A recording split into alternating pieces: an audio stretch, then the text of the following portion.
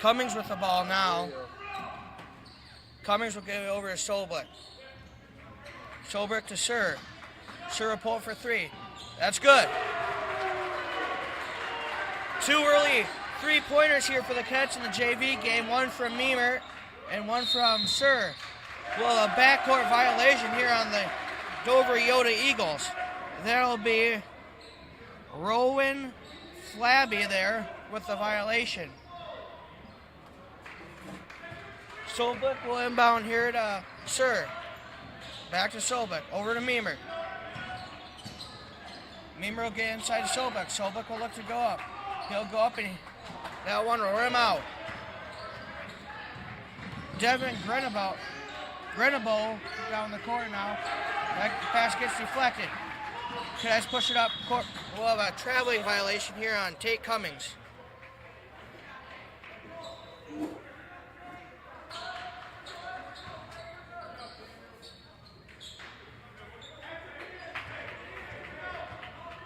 Inbounding here is Devin Grenabo. He'll inbound in number 2.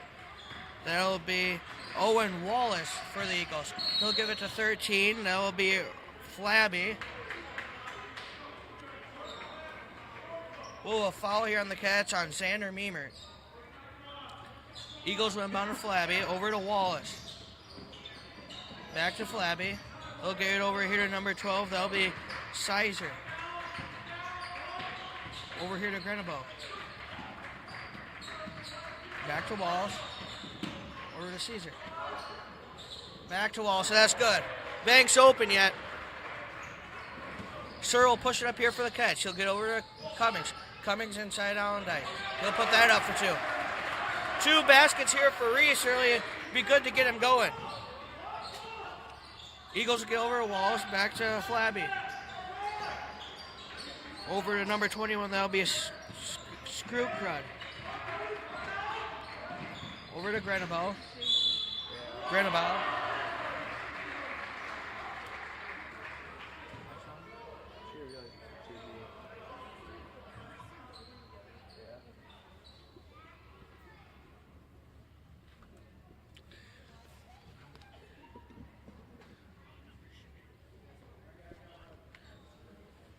At the line for the Eagles is number 1, Devin Grenabo.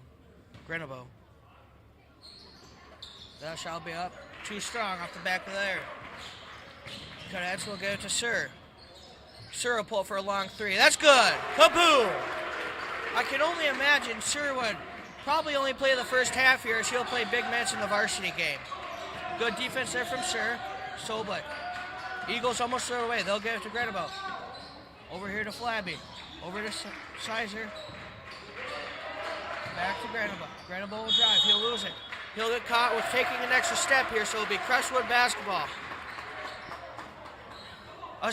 The junior varsity coach here for the Eagles is Dustin Kraft. That'll be Crestwood's assistant coach, Ethan Kraft's brother, I believe, and Kraft's nephew will be playing in the varsity game. So little ties here to the Dover-Eyota team. Cats will give it to Solbrick. Over to Allendike. Into Solbrick. Solbrick's going to turn around, and we'll have a foul here, and that foul will be on Rowan Flabby. He is a sophomore, 6-foot sophomore here for the Dover-Eyota Eagles. Cummings will inbound to Sir. Sir will drive, he'll lose it. Grenabo has it now. He's going to push. He'll get over here to Wallace.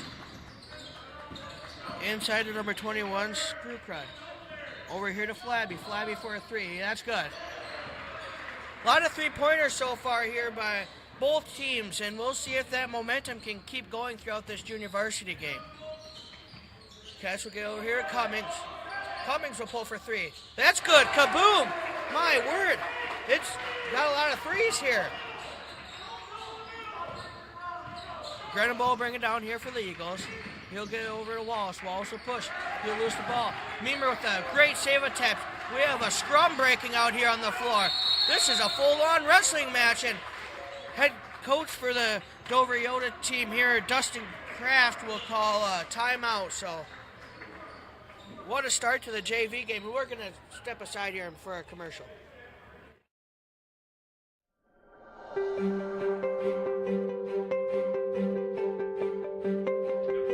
Cray Insurance is a family-owned, independent insurance agency serving Northeast Iowa and Southeast Minnesota since 1913.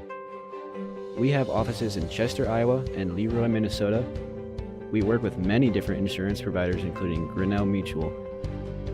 We offer home, auto, and life insurance, business, farm, and crop insurance, and flood insurance. Contact Cray Insurance for all your insurance needs.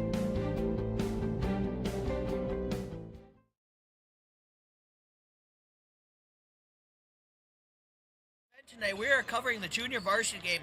This first time I've done this, I know, and it's exciting times here at Crestwood Gymnasium. Playing the Dover-Eyota Eagles. They're from Minnesota,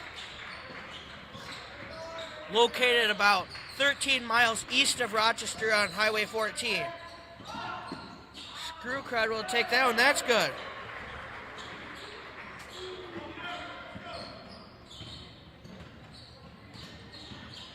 Searle looks to drive. He'll take a long two. That was a great contested shot by him. A great shot there. Eagles will bring it over to Screwcrud. Struckler. Meemer's going to steal that, and he'll take that up for two. He took that one right down Broadway there. Eagles will inbound here to Wallace. Wallace will go over to Flabby. Rebounding. Oh my, and we just threw it away. Wallace is going to bring it up here for the Eagles. We'll try to get that one into Screwcrud. Well, a foul here on Reese on Dyke.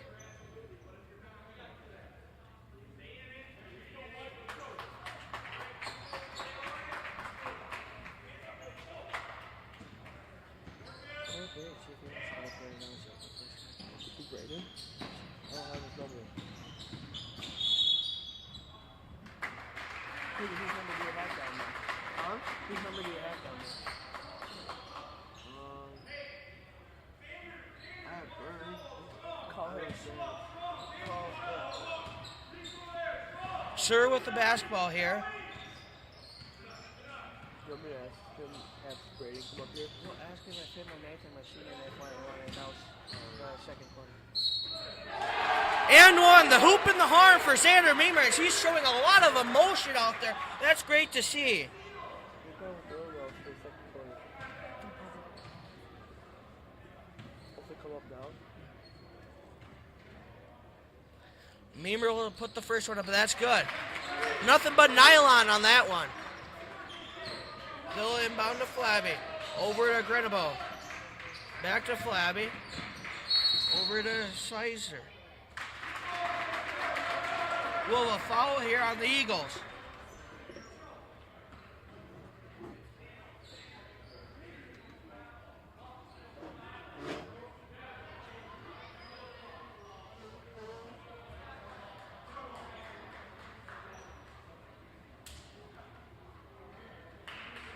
Hey, do you want to see if Brady announce the hole? For the second quarter? Maybe ask him if I'm looking.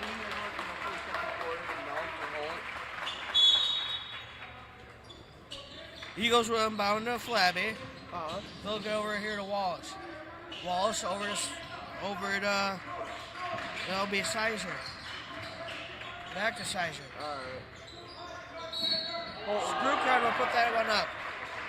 That's good. He'll head to the charity stripe. No, we won't.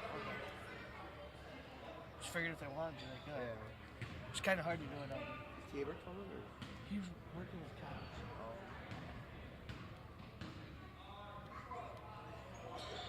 Screwcrowd will put that one up. Tabor's on his way. Searle will bring it up here for the Cadets. He'll get over to Cummings. Receive a screen from Sobek. Back to Sobek. Sobek will put that one up and it'll just rattle out. Rebound in Sawcrud. Over to Gremelo. Back to Sawcrud. He'll get that one over to Flabby. Back to Grenabo. Over to Wallace. Also going back to Grenabo. We'll have a foul here on Xander Meemer. A lot of contact underneath in the post here tonight so far in the junior varsity game. So be interested to see how if foul trouble has affected. Xander Meemer has 3 fouls already, and we have 20 seconds left in this first quarter of action here. As Nathan Marr has checked in here for the Cadets.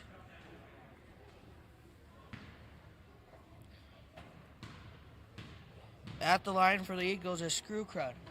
He'll put the first one up. That's no good. Meemer will head to the bench, and Alex Loden will check in here for the Cadets. He played big minutes in the varsity game over at Luther College when the Cadets fell just short of Lanesboro in the border battle. Morrow inbound here at Sir. Sir will set up the offense. He'll get over to Loden. Loden's going to give it over to Cummings. Cummings receives a screen from Sobek. A little pick and roll action here as Sobek's going to go up and he'll get caught taking an extra step. They'll be heading the Eagles' way.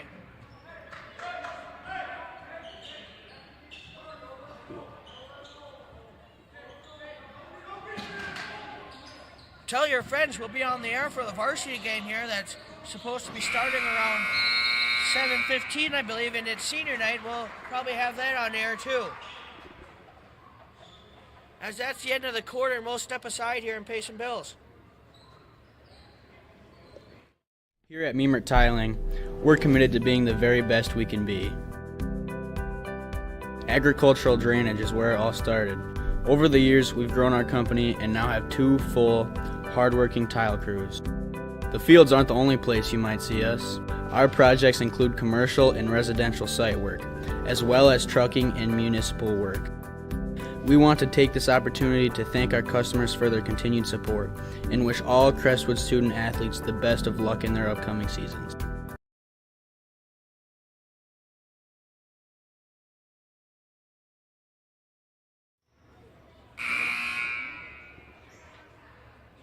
Welcome back to the Crestwood Gymnasium. As at halftime tonight, we'll be recognizing Brady Mickelson on his retirement and the rest of the custodial staff. They do such a great job to keep the school clean. We have a 23-18 score here heading into the second quarter. As you can see on the scoreboard there in the bottom right portion of your screen, JV basketball only plays 7 minutes a quarter, so that'll be 4 minutes shorter per game. Eagles will inbound here to Wallace. They'll get it back over to Grenabo. Over here to Flabby. Back over to Grenabo. Nate Marr will deflect that one over the Eagles bench. Be out of bounds on Marr. Crestwood Eagles basketball. Sorry about that.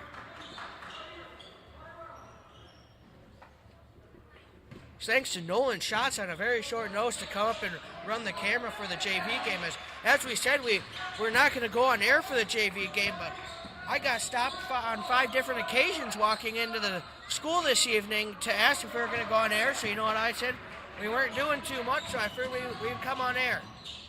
Loder will bring down the floor here for the Cadets. He'll get over to Cummings. Cummings will set up the offense. He'll go over to Marr. Over to Sir. Sir, any room he gets, he's going to pull up. He'll pull for 3. No good.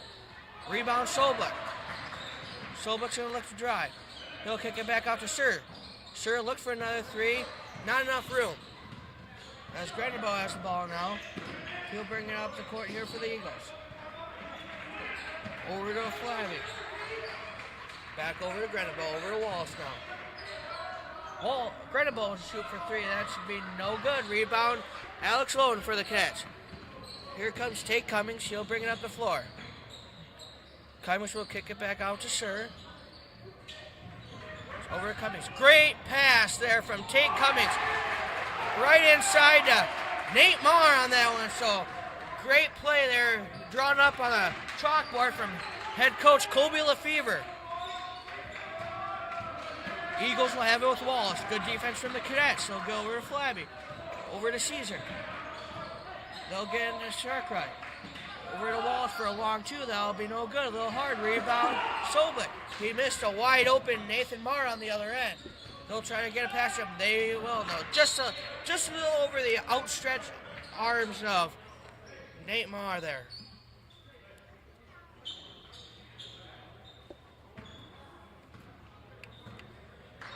Wallace will bring it up here for the Eagles. He'll get over to Flabby. Flabby back to Wallace. Over here to Grenenbaugh. Grenenbaugh looks to drive. He'll be kind of trapped there, but he'll find Wallace. Over here to Flabby. Flabby for a three. He's made one already. That'll be no good. That'll be off the front of the iron. Not enough mustard on that one. A Screw Crud gets that rebound. He'll put it up for a couple second chance points there for the Eagles. Kent's going to have to limit that if they want to pull it off here tonight.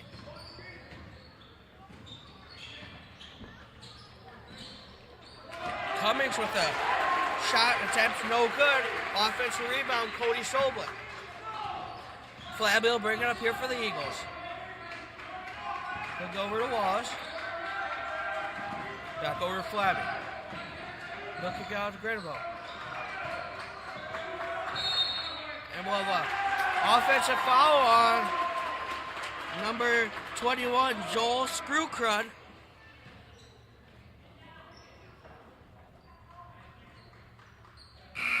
So that'll be Joel Screwrud. That'll be his first foul of the evening.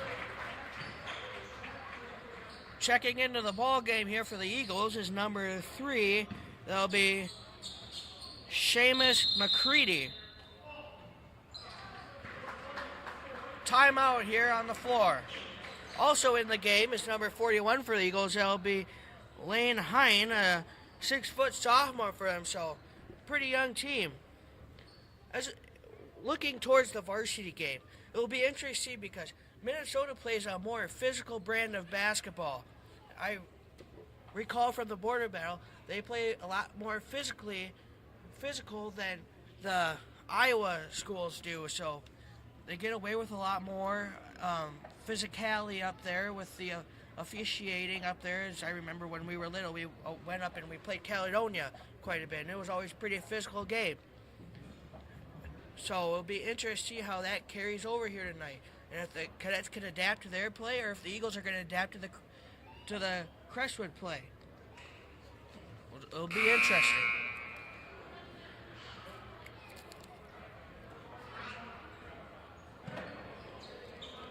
As they're going to break the huddle, we'll come back here and with 4 minutes and 5 seconds left here in the second quarter, 27-20 in favor of your hometown heroes, the Crestwood Cadets. Morrow inbound here to Sir. Sir open for 3. No good off the front of the iron. Rebound on Dyke. Cummings will get over to Marr. Over on Dyke. Over to Cummings. Cummings will find open Loden. Loden for 3. No good. Little strong on that one. A little too much mustard, as they say. Grenenbaugh's going to bring it up. He'll get over to number 3. That'll be Seamus McCready. As a kicked ball, and well, too bad they called it a kicked ball. It was clearly a kicked ball, but Marr almost kicked it right into the Crestwood basket. Great accurate kick there, I'd say, once you know it. Oh, yeah. Inbounding here is Grenenbaugh. He'll inbound to McCready. He'll get it over to Wallace. Wallace is going to drive. He'll kick back out to Hine. And Drake Sir will be over there and deflect that one out of bounds.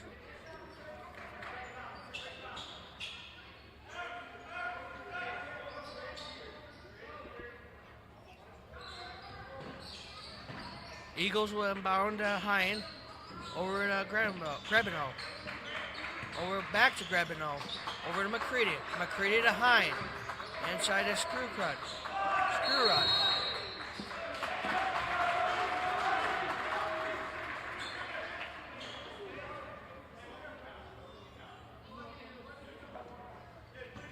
Marr will inbound to Cummings. Cummings will bring up the court here for the Cadets. He'll set up the offense as head coach Colby Lefevre is going to dial up a play. Sir has it now, and we'll have a 3-second violation here on the Cadets. That'll be on Nate Marr. You can't really camp in the lane there. Eagles will give it here to Wallace. Over McCready, over to open Hine. Hine will find Screwrod. He'll go up and he'll get the hoop and the harm. We'll see what they call that one on. If it was Allendike or as that foul will be on number. We'll see. I don't know who that was on. The scoreboard says 21, but I don't think we have a 21 in the court right now, so. We don't know who that's on. As they missed that one, as Reese hits the deck.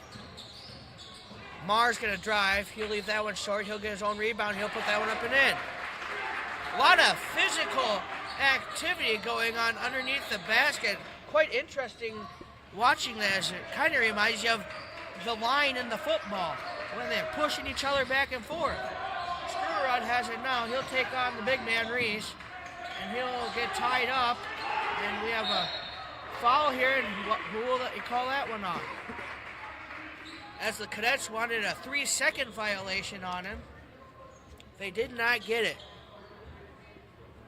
That foul will be on Reese, and that's his third. So we got Xander Meemer with 3, then you have Reese with 3. So a little foul trouble mounting here for the Cadets in the junior varsity game. Screwrod will put that one up. That'll be off the side of the iron, no good.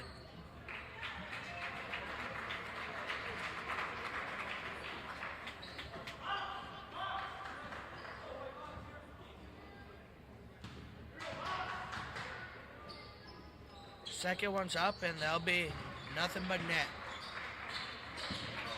Sir's going to bring it across the timeline here for the Cadets. Receive a screen from Cummings. Back to Cummings. Cummings will look for Loden. Loden's going to take it in. He'll take it all the way. No good. Offensive rebound, Loden. Loden's going to go back up with it, and we'll have a foul here on Screwrod. That'll send Alex Loden to the line.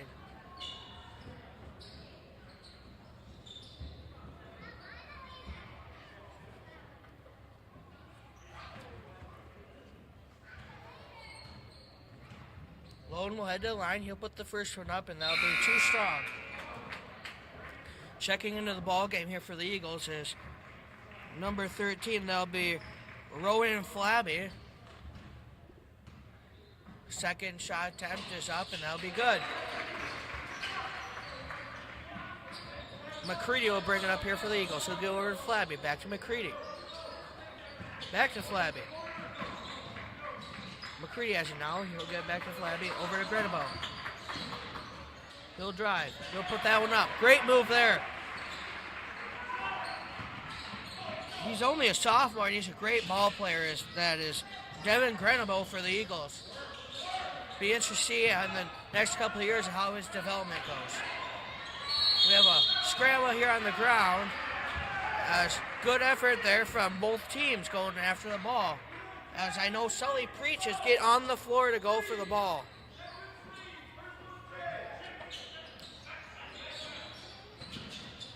Cadets will inbound to Marr. Marr will go up, he'll be blocked. And they'll be out of bounds off of McCready, so Crestwood basketball. Timeout here, head coach Colby Lefevre, and we'll step aside and do some advertisements.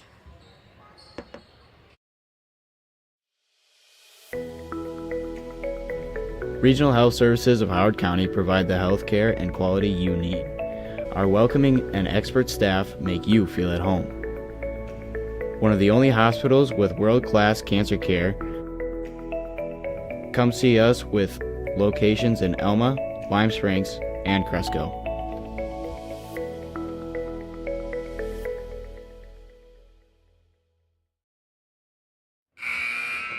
Welcome back here at Cresco, Iowa, and at the Crestwood Gymnasium. As both teams break their huddle, and we're heading back out to the game at hand. Nate Marr will inbound the ball here for the Cadets. He'll inbound to he'll get to Cummings. Tate Cummings, that is. Cummings will get over to Marr. Marr's open. He'll find Cody Soblik with a great post move down there.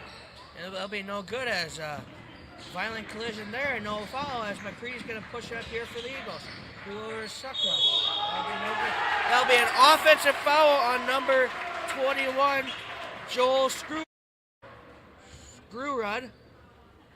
So that'll be his third. So the big men are in foul trouble. We mentioned there was a lot of contact down there in this JV game. We'll see if that translates over to the varsity game, if there's going to be a lot of contact in that or not. As Tate Cummings is setting up the offense, he'll get to Alex Sloan.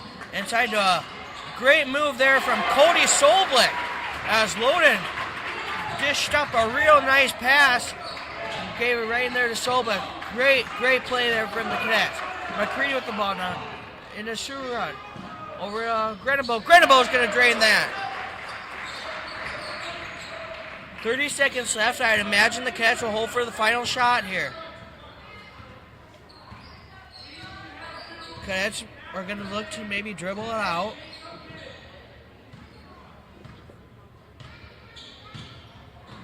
They'll get it over to Cummings. They're going to slow down. They're going to go now with 8 seconds. Cummings going to look to drive. Great move! He took that one right down Broadway.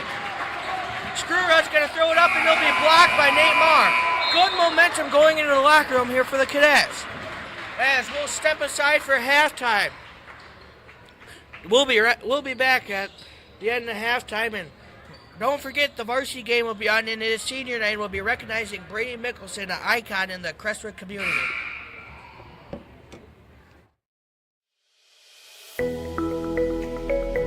Regional Health Services of Howard County provide the health care and quality you need. Our welcoming and expert staff make you feel at home. One of the only hospitals with world-class cancer care. Come see us with locations in Elma, Lime Springs, and Cresco.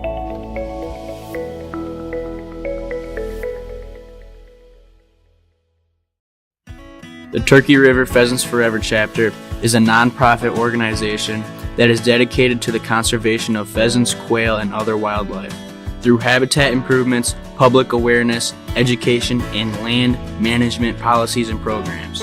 Our chapter banquet is held on the last Saturday of March. If you are interested in becoming a member or volunteering with us, please contact Hunter Slifka at 641-220-5649.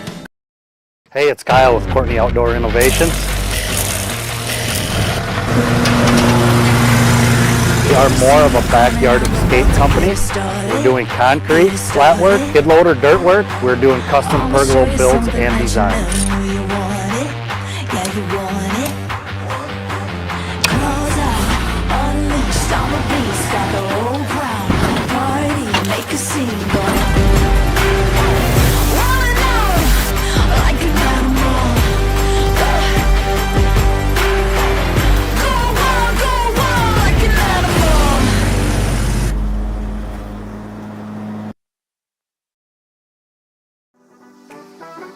Carr Auto Group has the most inventory in Northeast Iowa, with over 345 vehicles. All of our dealerships offer excellent service, sales, and parts. Our service team has a combined work experience of over 100 plus years. We are the home of Warranty Forever, which gives our customers the peace of mind of having a full powertrain warranty. If you are in the market for a new or used car, visit one of our locations or visit our website at carautogroup.com.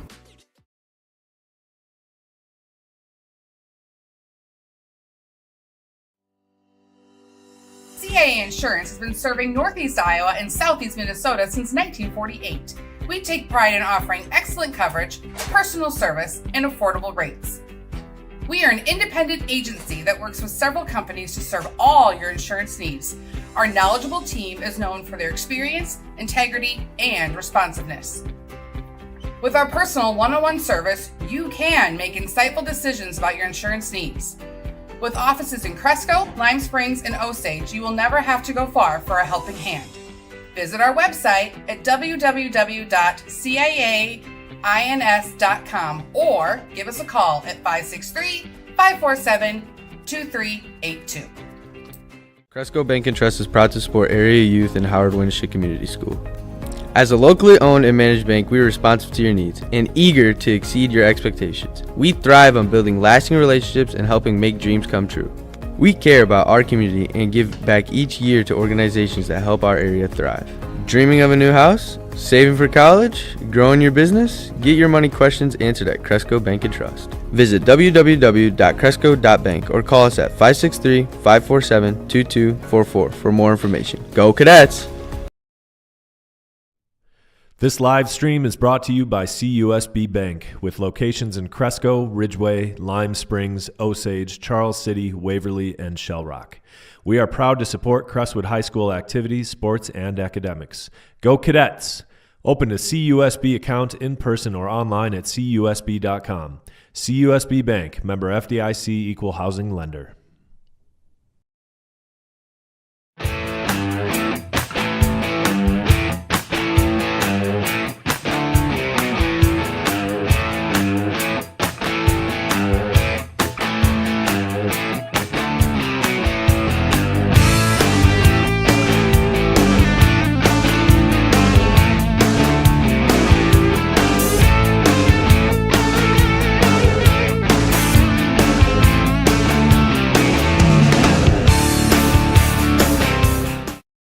Why choose Campsite RV in Cresco for your next adventure? Because at Campsite RV, it's not just about campers, it's about family. For over 30 years, our family-owned dealership has been your home for quality service, unbeatable deals, and over 50,000 parts in stock. With 18 dedicated service bays, we handle everything from simple fixes to customizations. Your journey begins with us, where over 250 new and used campers await. Trust the tradition, embrace the quality. Campsite RV, Highway 9 West in Cresco, where your relaxation truly starts. Visit us today, because at Campsite RV, your relaxation starts here.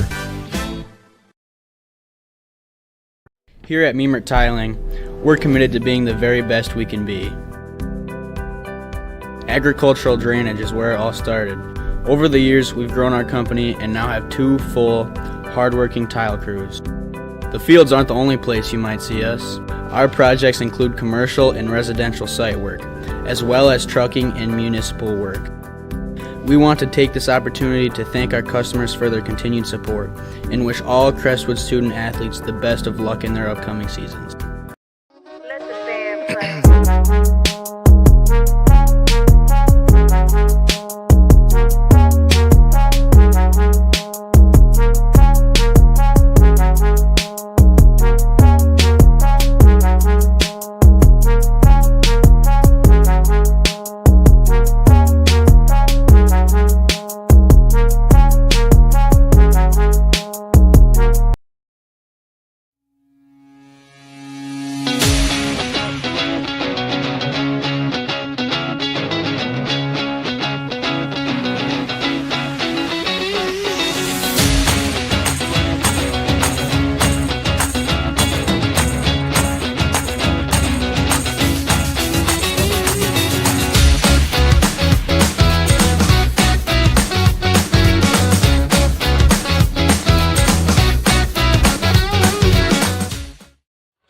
Welcome back to the Crestwood Gymnasium as we're going to get ready to go here for the JV second half. Starting for the Cadets is number 34, Xander Meemer. Number 24, Cody Solbeck. Number 32, Reese Hollandike. Number 22, Tate Cummings is number 10, Nathan Marr. Eagles will get over to Wallace, over to Caesar. Back to Caesar. Over to Wallace. Checking into the game here for the Eagles is number 23. That'll be Evan Nola Jr. for the Eagles.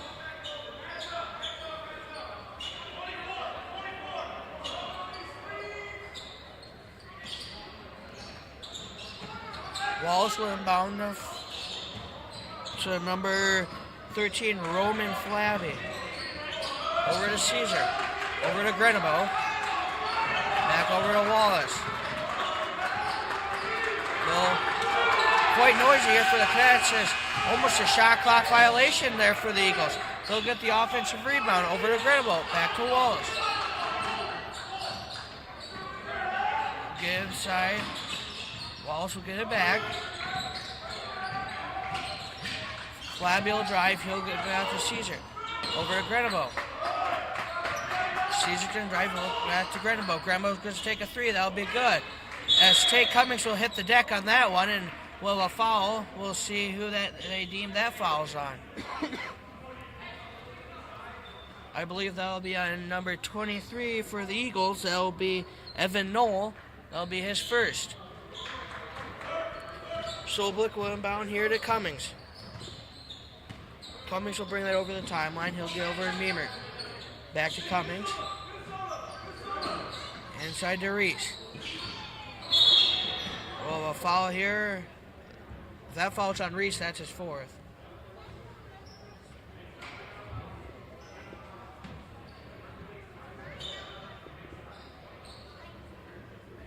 Maybe we had a kick ball there. That's what I'm going with this. No foul was counted up on the board, so I'm going to go with the kick ball. Pets inbound, Tate Cummings over to Xander Meemer. Across court to Marr. Back to Cummings. Inside to an open Solblick. I think he was a little surprised how open he was as he looked around and saw a clear path to the rim, and he decided to take it. Wallace has it here for the Eagles. Good attempt from Cummings. Caesar will take that one. And the Cadets will step on the baseline and they'll give the ball right on back to the Eagles. Checking into the ball game here for the Cadets is number 4. That'll be Alex Loden.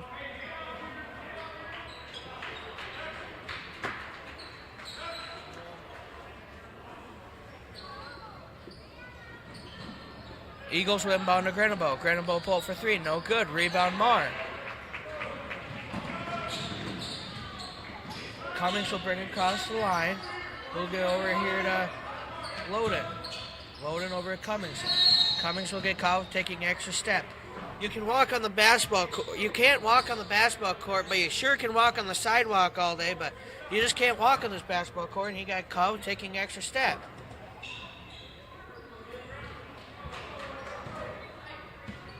Eagles will inbound here to Wallace.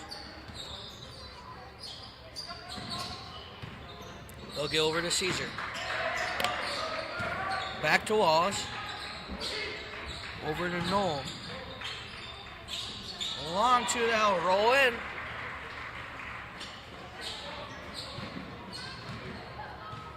Cummings will slow it down here for the Cadets. Receive a screen from Marr. He'll take a little runner there now. Falling off the bank. A little kiss off the glass. As Loden, he's going to take that one down Broadway. The hoop and the harm. And he'll head to charity stripe here.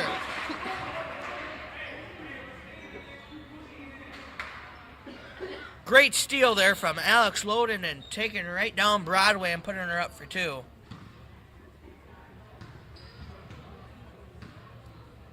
Loden will convert on the and one opportunity as the lead swelled to 11 here for the Cadets. Eagles will get over here to Wallace. They'll go over to Caesar. Over to Grenabo. Back to Caesar. Over to Grenabo. Grenabo's going to get over here to Wallace. Wallace going to look to drive. He'll kick back out to Caesar. Caesar will pull for 3. That'll be no good. A little short on that one as it hit nothing but net. But it did not go through the rim. It just went under the rim and got all net. As that don't count for points in the game of basketball. Open coming, or Solblick, and Solblick will get the offensive rebound there. He'll try to put the second one up. It was no good, but he got fouled, so he'll head to the charity stripe here.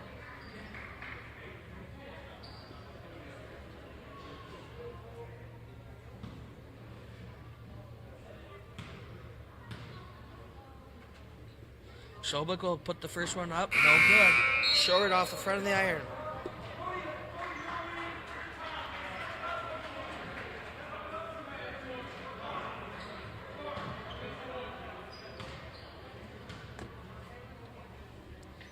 Solblick's second one, no good. A little strong. He overcompensated on that one, it looked like. Eagles will go here to Caesar. Over to Flabby into Noel. Noel's going to kick it back out to Caesar. Good defense there from Marr. Over to Grenville, back to Caesar. Over to Wallace for an open three. That'll be good. Eagles are trying to work their way back in the ball game. They'll get over to Allendike. Look at that one. Just a big man move there. What a great move for Reese. He's going to become a great ball player. Here goes Caesar. Back over to Wallace. Wallace just canned a three, and he'll try for a long two. That'll be no good. Bank must have just closed. Caesar's going to take that one. And Cody Solblick says, not in the Crestwood Gymnasium. He got that one out there. Wide open on the other end is Nate Marr. And the Eagles trying to catch up, and they'll follow him as Flabby followed him, and Nate Marr will head to the line to shoot too.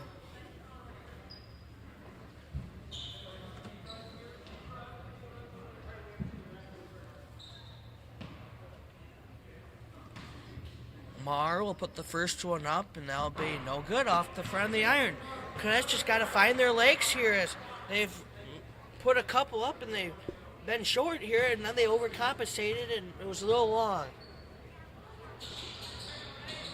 Second one's up and good. As Nate Marr will check out, and Xander Meemer will check in for the Cadets.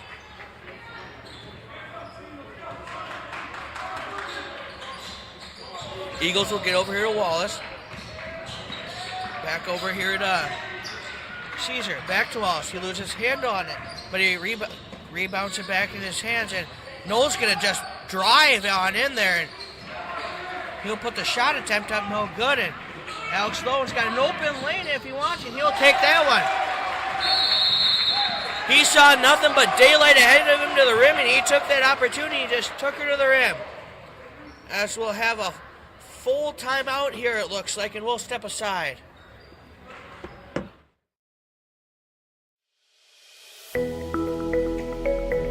Regional Health Services of Howard County provide the health care and quality you need. Our welcoming and expert staff make you feel at home. One of the only hospitals with world-class cancer care. Come see us with locations in Elma, Lime Springs, and Cresco.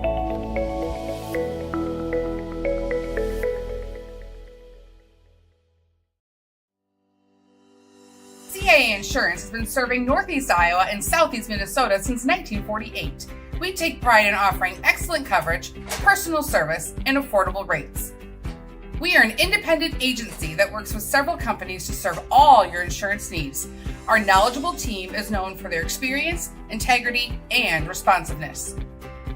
With our personal one-on-one service, you can make insightful decisions about your insurance needs.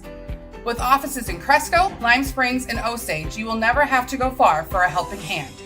Visit our website at www.cains.com or give us a call at 563-547-2382. Welcome back to the Crestwood Gymnasium as Eagles will inbound the ball. Wallace with an open lane if he wanted it. He'll pull it back out and give it to Grenabo. Back over here to Wallace. Wallace will give it to Caesar.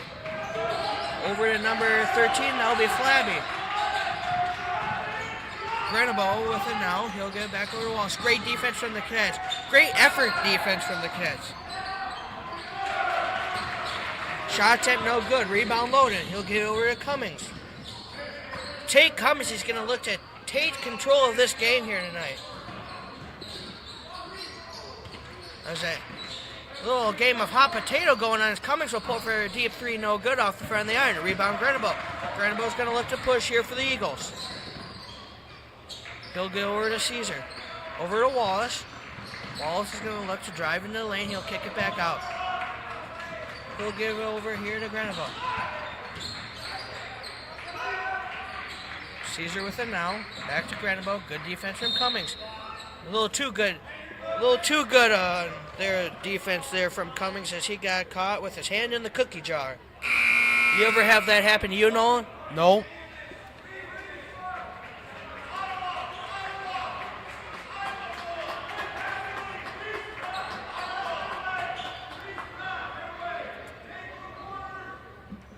Nolan, what's your favorite part of coming to these ball games?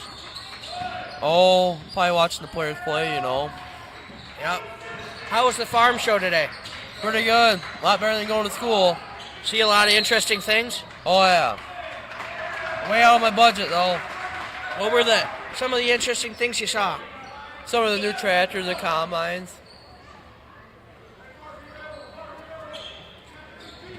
Turnover there for the Eagles. Cadets will inbound here to Cummings. Cummings is going to look to juke and jive around Wallace there, but he'll get it back over here to Loden. Over to Reese. And Reese is going to take an extra step. Reese must be too worried about going snowmobiling racing this weekend, as it looks like he wanted to start to walk there. Just got to wait a couple days as it's coming. Eagles will get over here to Wallace. They'll go back over to Grenabo. Back to Wallace. Over to Caesar. Over to Flabby. Over to Wallace. Over to a wide open Grenabo. He'll take that three, and that's good. Can't leave him open like that. 37 seconds here, and we'll see what the Cadets elect to do. Is they're going to have about a second or two left here on the game clock if they run the shot clock out. So I think that's a not very much time for the Eagles to get the ball and throwing up. So it looks like they might try to run the clock down a little bit, but you can't be looking at the game clock. You got to be looking at the clock on the top of the backboard, because the game clock is not the same as a shot clock. Cummings will get over here to Marr. Marr will pull for three. Kaboom! Nate Marr draining a three in a long heave, and that was almost good there from Walsh. What a great attempt. As your score going into here to the fourth quarter is 49-36 in favor of your hometown heroes, the Crestwood Cadets.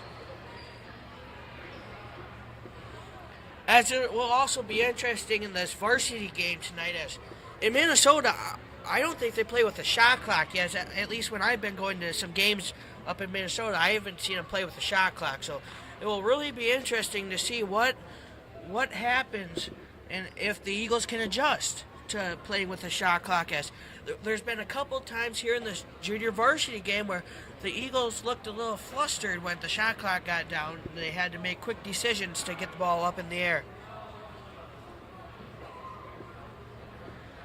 As the coaches will be drawing something up, as Dustin Kraft, it looks like the Kraft family is there behind the Dover-Eyota bench, hanging out, coming and supporting.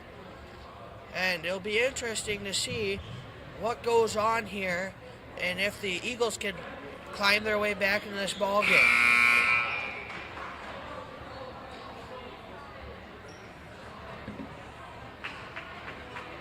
As inbounding the ball here is Xander Meemert. Meemer will get into Cummings.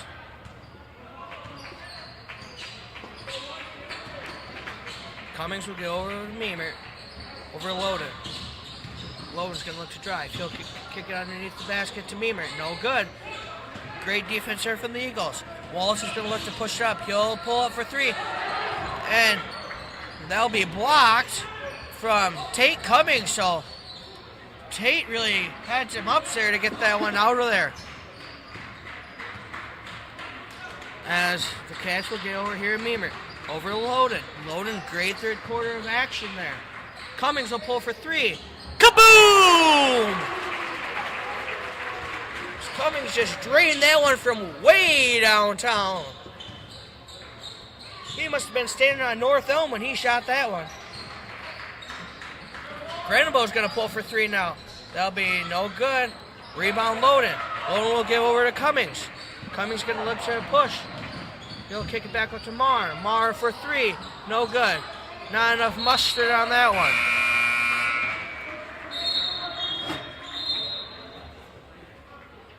Checking into the game for the Eagles is Lane Hahn and number 3, Seamus McCready.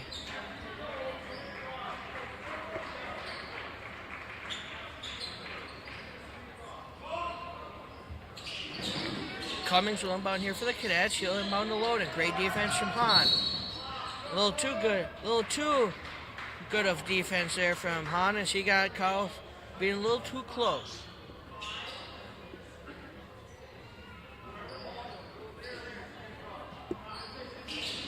Colby Lefevre calls out a play. Cats are going to run it. They'll throw it down here to Marr. They'll get over to Meemer. Meemer's going to look to take on the Eagles and call with a foul. That'll be on Rowan Flabby.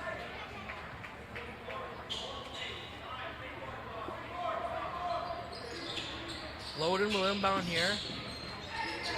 He can't find a cadet. He'll find Cummings way down by the half-court line there. Cummings will look to drive.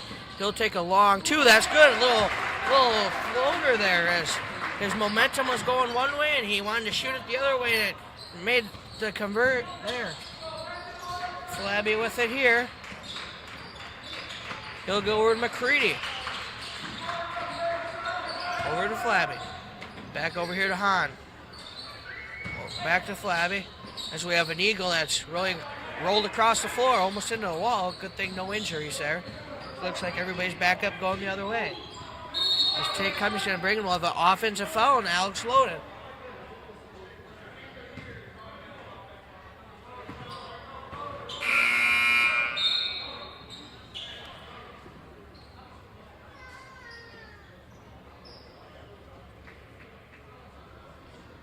McCready will inbound to Flabby. Back to McCready. Good defense there from Marn. Marn with the deflection. Over to Grinabo. Over to an open Flabby for three. That'll rim out. No good. Offensive rebound, Grinabo. He'll be fouled. I'll be back. All right.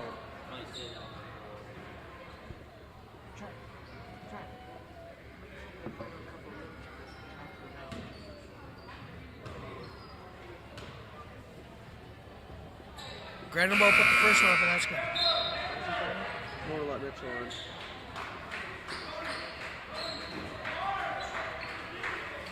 Granabo converts on the first. We'll see if he can convert on the second. Nate Morrow will be in the ball game here for the Cadets as Meemer checked out. Did not see who came in. Granabo makes a second.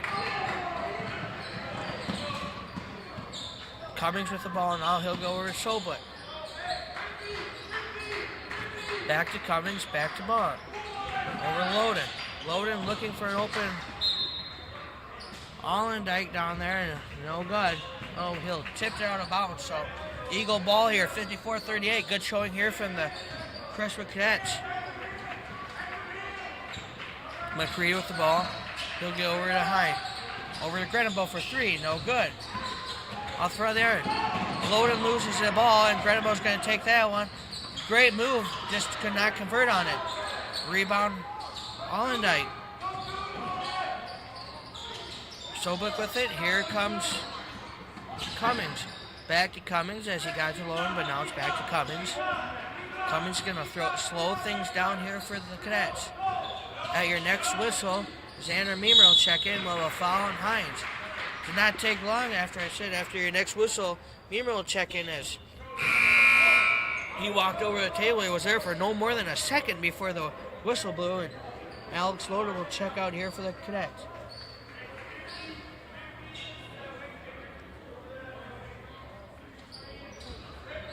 Cadets will inbound to Cummings.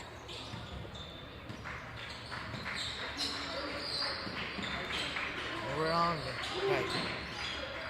Over here to Cummings. He'll try to he'll get to Reese. Back over here to Soblik. Good ball movement here for the Cadets. Meemer's going to look to get into Reese, and he just throws a little over his head there. Reese is a very tall guy, so it's not real easy to overthrow him, but it happened there. Flabby will bring it down here for the Eagles. He'll get over to Grenabo. Back to Flabby. Over to McCready. Flabby will pull for three. That's good. That's his third or fourth on the night. A great performance from him here tonight. Reese is going to take that one up. He was wide open on the other end, and I'll roll in. Good game here for Reese. He's got 10.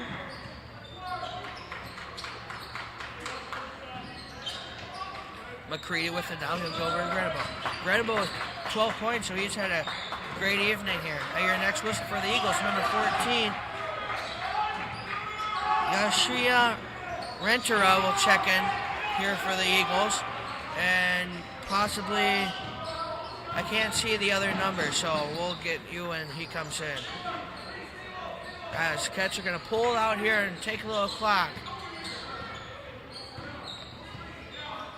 Receive a screen from Soblik, throw it into Allendike, and we'll have a foul. That will not be a shooting foul. As the Cats will inbound the ball here. That'll be number 0, Aiden Pristash, a freshman for the Eagles, checking into the ball game.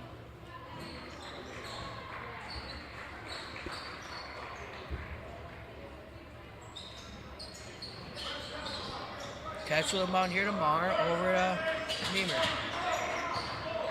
Cummings with it now. Cummings will get over there to Soba. Back to Marr. Marr's going to drive. He'll kick it back out here to Cummings, to Niemer. Niemer, 1-3 on the night. Not going to take it there. She'll get back to Cummings. And Tate Cummings is going to take the show to the free throw line here as he just tated the contact there. As he'll head to the line here to shoot 2. First one's up and no good off the back of there. Finn Donlin will check in, as well as Bryce Mollers for the Cadets.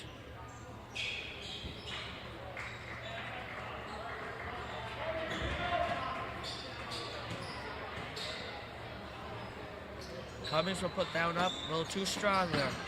Rebound Hine. McCready will bring it up the court here for the Eagles. Gonna have to get over that line. He'll get over here to number 11. That'll be Trey Matheson. Matheson's gonna look to drive. He's stuck there. His only outlet's McCready. And McCready will try throwing it off of Cummings as we have a grappling match in store here on the floor, and the ball roll out of bounds off the Cats. Eagles will inbound. They'll set up a play. They'll get into Hine. Hine tries to get to McCready. Misjudges the pass there as the Cats are going to steal that. Cummings with the ball here now. Cummings going to look to drive. He'll bring it back out to the top of the key. He'll take it over there to Donlin. Donlin will get to Marr. Back to Cummings. Cummings over to Soblik. Back to Donlin. Back to Cummings. Cummings for 3. Kaboom!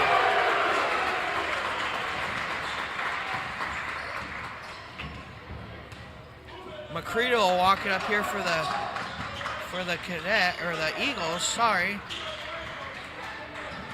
As they'll overthrow Rentera for the Eagles. As we'll have Trenton take over for the final 50 seconds here.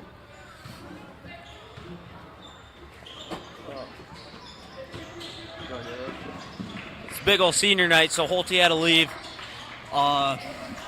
Don't know what he was talking about earlier, but Nate Marr with the basket. That kid's a dog. He's a workaholic. He likes to get in the gym and practice all the time, you know. Yeah, kid's a beast.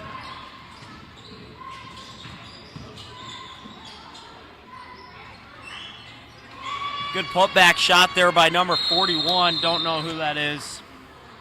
Lane Hyen? Looks like we got subs coming in now.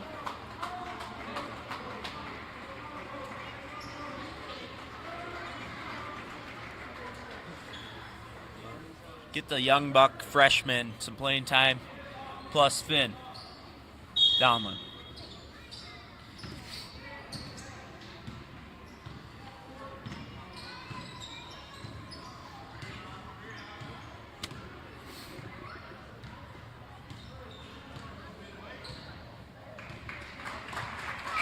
Finn will dribble out the game. Cadets JV win 61-46.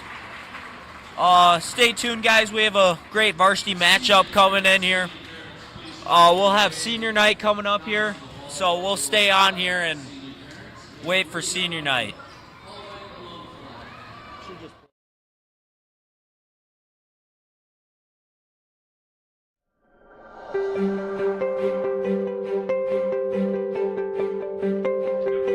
Cray Insurance is a family-owned, independent insurance agency serving Northeast Iowa and Southeast Minnesota since 1913. We have offices in Chester, Iowa and Leroy, Minnesota. We work with many different insurance providers including Grinnell Mutual. We offer home, auto, and life insurance, business, farm, and crop insurance, and flood insurance. Contact Cray Insurance for all your insurance needs.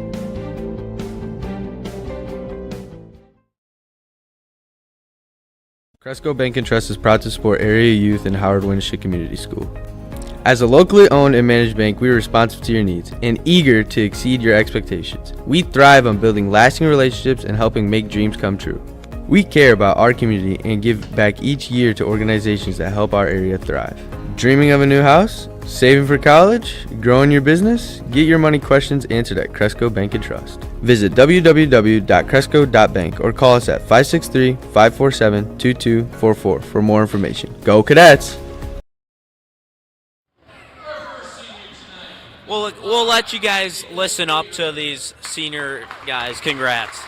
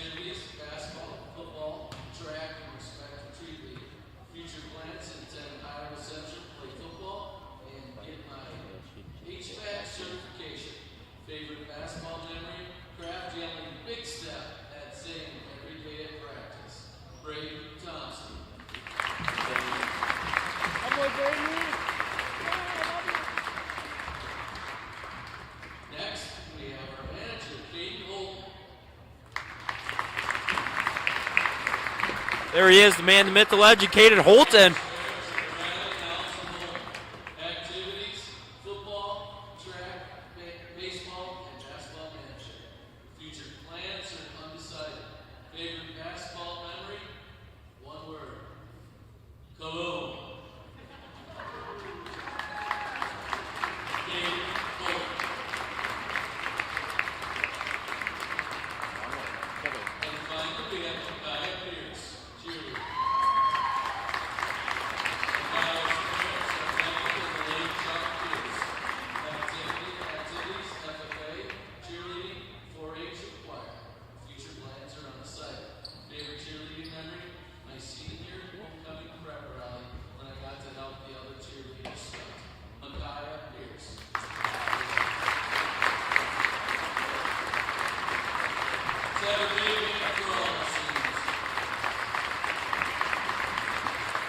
Big congrats to you seniors out there. Best of luck on you guys for your next future plans. Hold it! Hold! Hold! Hold!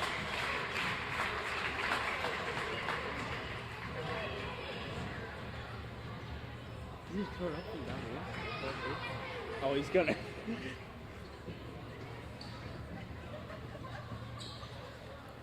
Congrats to those seniors. We'll probably go pay some bills once our technician person gets back here. Oh, good deal, she's back. So we'll let Caden run the show up here.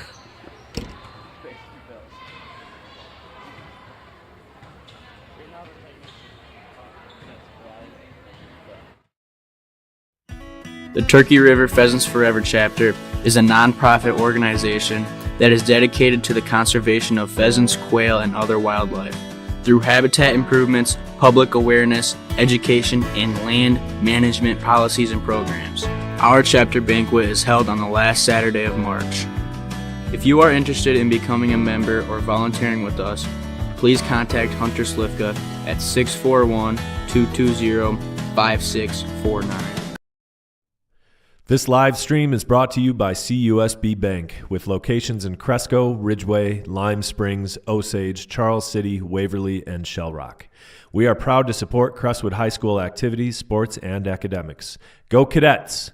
Open a CUSB account in person or online at CUSB.com. CUSB Bank, member FDIC, equal housing lender.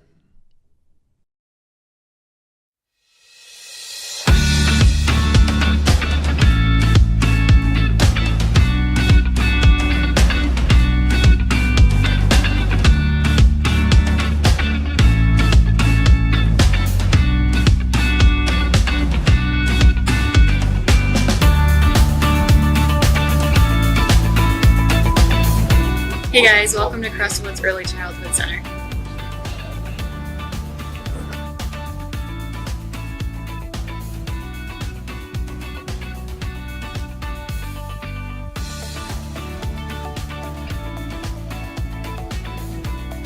My name is Melissa Vober, and I'm the director at Kessel Kids Child Care and Learning Center, which is part of the Crestwood Early Childhood Center in Cresco, Iowa.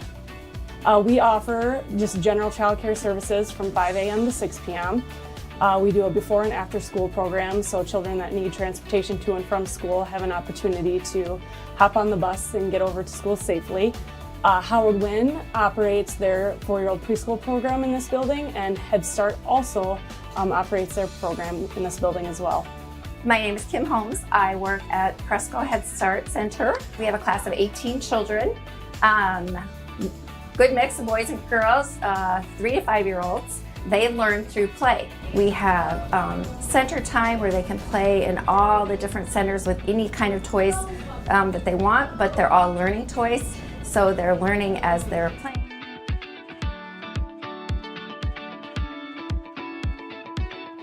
My name is Sally Teescutter, and I am a preschool teacher at the Crestwood Preschool. I'd say the enthusiasm of the preschoolers is probably my favorite thing. They just are so excited about everything they're learning about, and which just brings the enthusiasm to me as a teacher too. I think that my favorite part about working in the Early Childhood Center is generally the individuals that choose to work here are not doing it for great accolades or a paycheck. They're truly doing it because they want to be here. You surround yourself with a lot of selfless people every day, and those are just my kind of people, the people that are here for the greater good. My name is Megan Merkel, and I am a preschool early childhood special ed teacher. I like using my creativity to plan a variety of learning activities, and then getting to see how all the kids play and interact both with the activities and then with each other. I think a great reason to bring your kids here is it presents an opportunity to connect. I think connection's so important this day and age with the increase in technology and just the busyness of society in general.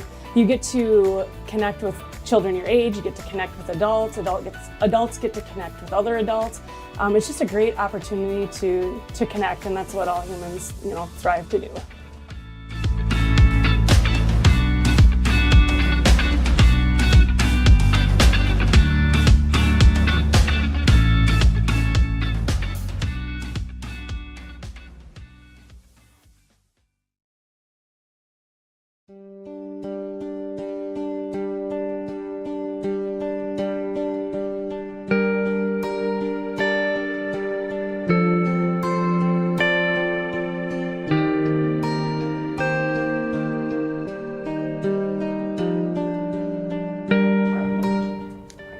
This summer, the Iowa State Patrol, Howard County Sheriff's Office, and the Cresco Police Department are partnering together in an attempt to mitigate the rise of fatal accidents across the state of Iowa.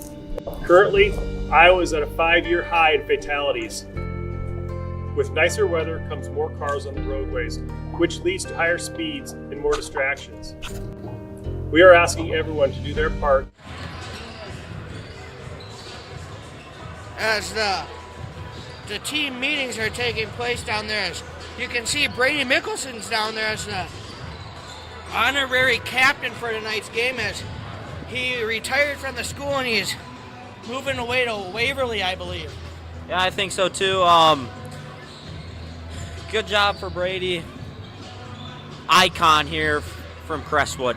We're going to miss him. You can see how much of an icon he is when you go to he had his retirement party on the basement of the theater Friday night, and there was a lot of people there. Probably half the town of Cresco was there. Well, we aren't a big town, but that sounds like quite a bit. Especially for a movie theater basement. The full parking lot was full for the movie theater. They were parked up and down the road. Then they were parked down Main Street too. There was a lot of people. I bet. Were you in attendance, Holt? Yes, I was in attendance. There was a lot of people there, and a lot of people sharing memories with Brady about back in the day.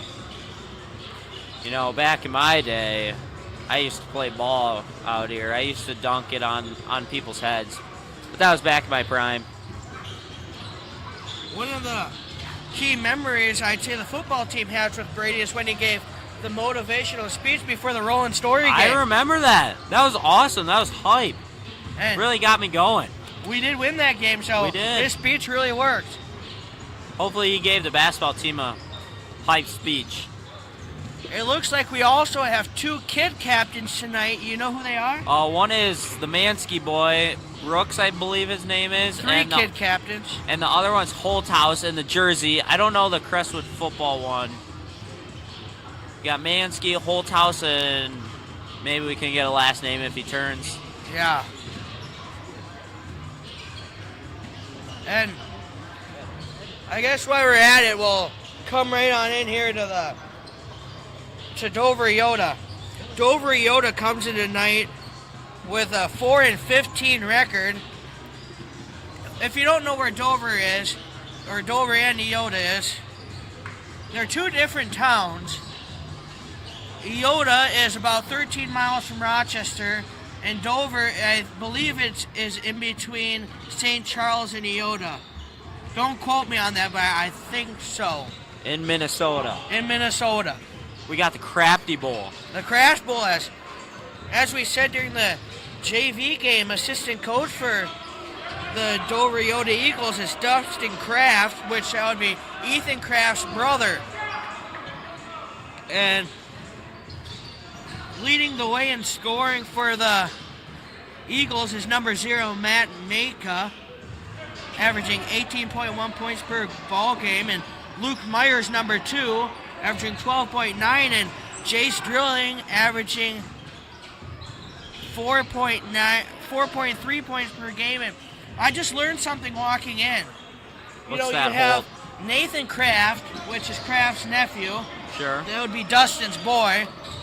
And you have Jace Drilling, which, remember Mrs. McCabe, the elementary guidance counselor? Oh, yep, sure. I heard that's her nephew is Jace Drilling. Really? And the Eagles come in here off a win against Rochester Lourdes. Previously to that, they lost to Cannon Falls. Also lost just across the border here, Fillmore Central. And they lost to Caledonia, which is hop, skip, and jump away from here as well. Caledonia, they have a pretty good ball club, right? Oh, they're good. Yeah. I think they're right up in the top of the state over across the border in Minnesota. Because I know for AAU they're really good most of the times. For football, didn't they have the longest winning streak in the country for a while? You guys remember last year when Carl Frichte came and spoke with us at baseball? Oh, yeah. That was pretty cool. Yeah, it was. Was that last year or 2 years ago? That was 2 years ago now. Yeah. We're getting old. I know. Tell me about it. We're old farts up in the booth. And the Eagles are coming in here tonight just looking to take it from the Cats on senior night. I mean, when there's a festivities going on, there's no better time to come into a place and just take it from an opponent. Hopefully Tate is going to turn up and take the game away from them. The Cadets have seen a lot of tall teams this year, but Dover's probably one of the overall tallest teams we've seen this year, as they have 2 6'6" guys, a couple 6'5" guys, and 6'3" and 6'4". So we saw a lot of tall guys with Richter from North Fayette and then LaFrench from Decorah, but This is probably one of the overall tallest teams we've seen across the board. We have a pretty tall team. We have quite a bit of 6'5" guys, 6'4s, a lot of 6'1", 6'2s guys. And as we touched on in the junior varsity game, is Minnesota plays a lot more physical basketball. They're playing a very physical brand of basketball. Did you ever get to play on Minnesota team in JV? No. We played these guys last year, but I was sick. So they play very physical basketball. And another thing, I don't believe they have a shot clock in Minnesota. Really? So it will be interesting to see how the Eagles adapt to play with the shot clock. And another fact that I wonder if you do about Minnesota, what color does the home team wear in Minnesota? Probably like their blue or main color or whatever. They wear their dark color at home, as that's different compared to most other places here. As Iowa basketball, you wear whites in college and all that, you wear white. But in Minnesota, you wear your darks at home and your whites on away, so it's kind of like football. And we're going to flip the page here. Actually, we'll go to we didn't have time to get an interview, so I text Sully and asked him what the keys to the game and everything were today. First thing he said is build off the momentum from the last two games as the Cadets went in, played Turkey Valley here, as you guys saw right here on the Cadet Zone, with a pretty demanding win, and also another demanding win on Monday night at St. Ansgar. You weren't in attendance at St. Ansgar, were you? No, I stayed back and watched the girls' game. That wasn't the greatest game that the girls have ever played, but it wasn't the worst either. Sully also said if they want to win, they have to win these three categories: rebounding, turnovers, and hustle plays. Hustle plays include getting on the floor and just getting after and getting offensive rebounds. Which that's been huge for the Cadets, getting offensive rebounds and then getting those second chance points. Which the last two games, Cadets have been limiting turnovers and getting more offensive rebounds, but you'd like to see them rebound more consistently. Yeah. And I talked to Nate Marr, and he said they're doing a lot of rebounding drills and whatnot in practice, so that's a good deal. Hopefully it shows out for tonight's game. As we mentioned, the little roller coaster time with the Cadets this season is they'll play good one quarter, and then one quarter they'll be a little down. But St. Ansgar, it was a little better, but they just need to keep their foot on the gas the whole time. Seems like Cadets like second and third quarters. They don't like those first and fourths, which if they can put those together, they're going to be a solid ball team going into the late season. Next point here that Chris Sullivan made is we need to get off to a quick start and get the crowd involved early in the game and feed into their crowd's energy. That was my question when I asked how do you build off the energy of having senior night. So he said they need to build off that energy and bring that into the game. Is it youth night? Youth night's tomorrow. Tomorrow. And he also said how to build off of 2 straight wins. Each kid has a role. Buying into their role is very important, he said. And he also said continue to play as a team and leaving it all out on the floor. When you were playing, did you leave it all out there on the floor? What's that whole? When you were playing, did you leave it all out there on the floor? Yeah, I do. Of course I do. That's all you have to do whenever you get in the game. You leave it all out there. If you don't, then you don't feel good. In his final message, we need to locate number 0 and number 2. Those will be the key players here as number 0 for the Eagles. Matka, a sophomore, coach's kid, I believe, as Chris Matka is the head coach. And number 2, Luke Myers, averaging 12.9. So they need to locate them, he said, and just shut them down. And it looks like pregame festivities are about ready to go here. What do you think the Cadets need to do to get a win here? Get out to a fast start, like you said, and get those offensive rebounds and turnovers. Those seem to be like a big part in those mid-season games. As the horn sounds, and we'll let you listen into the public address announcer, Scott Wiley here.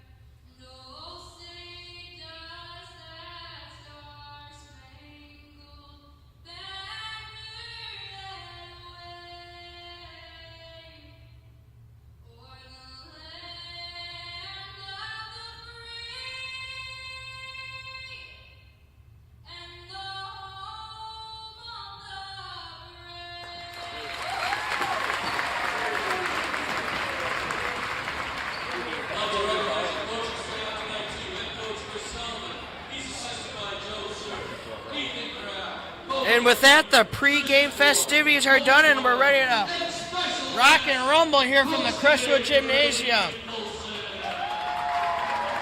We would like to congratulate Megan and Ryan Harrod on the birth of their daughter, McCallie.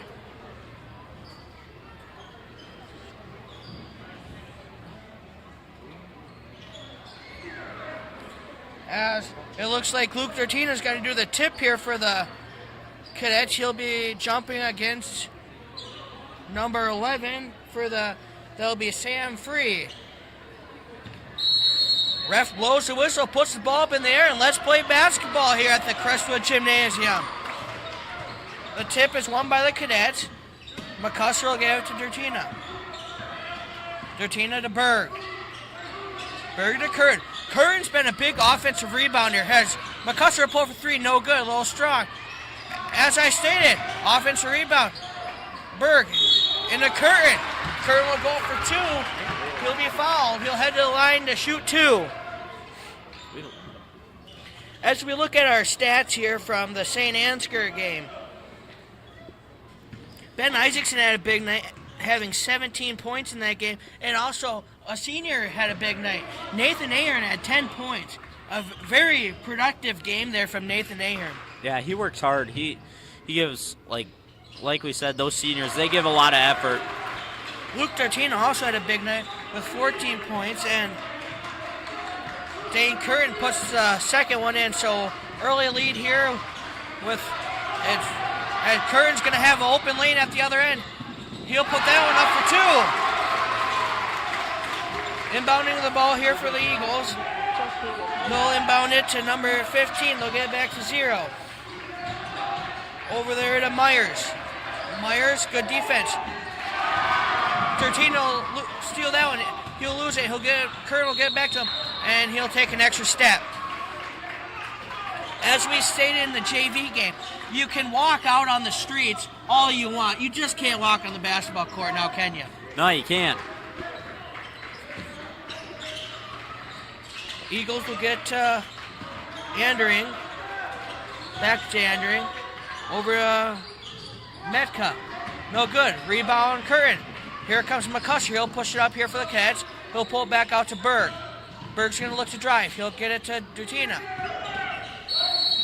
And we're going to have a foul here, as it looked like Free might have been holding Alex Berg, as Alex Berg was just posting and toasting there. That's a new one. Hold. Yep.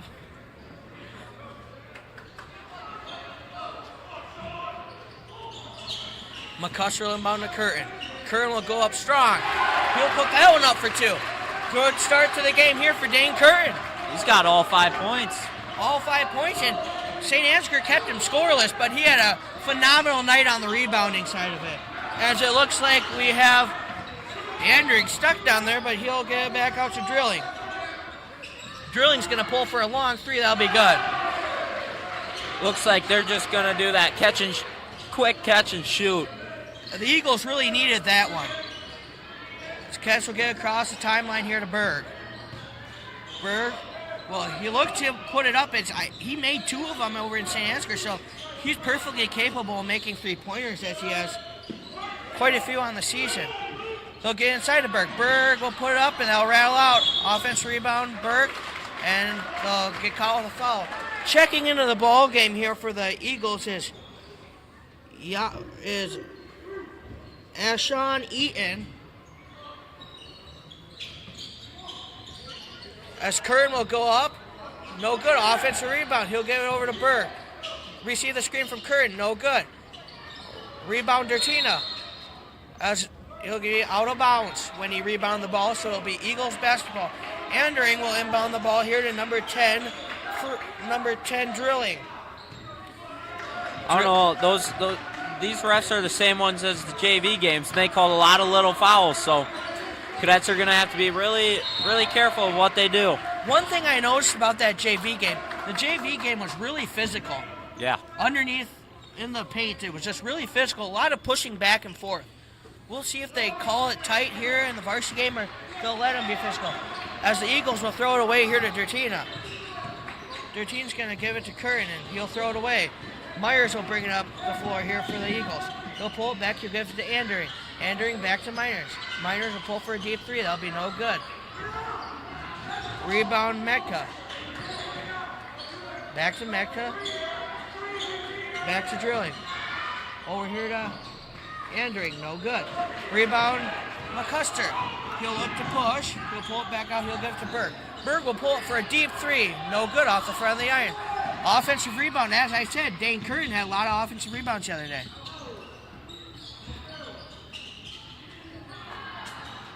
Offensive rebound. Senior Braden Thompson. Yep, there you go. He's going to leave his stamp on here with only 2 more opportunities to play in the Crestwood Gymnasium.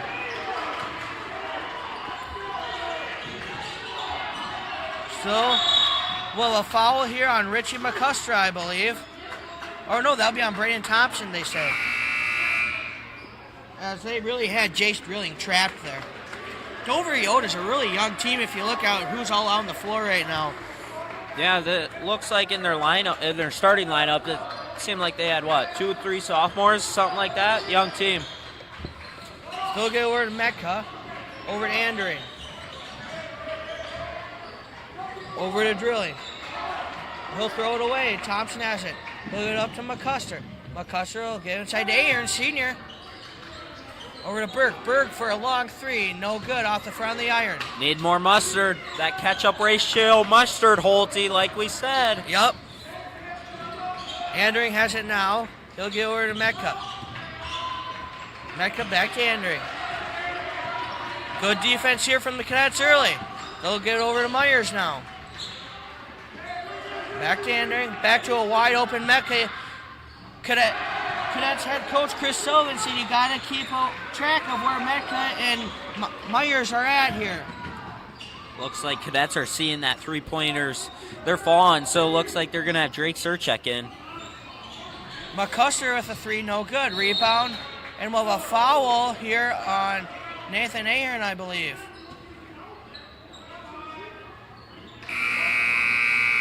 As you said, the refs called it tight in the JV game, and so far here, it looks like they're going to call it tight in this one.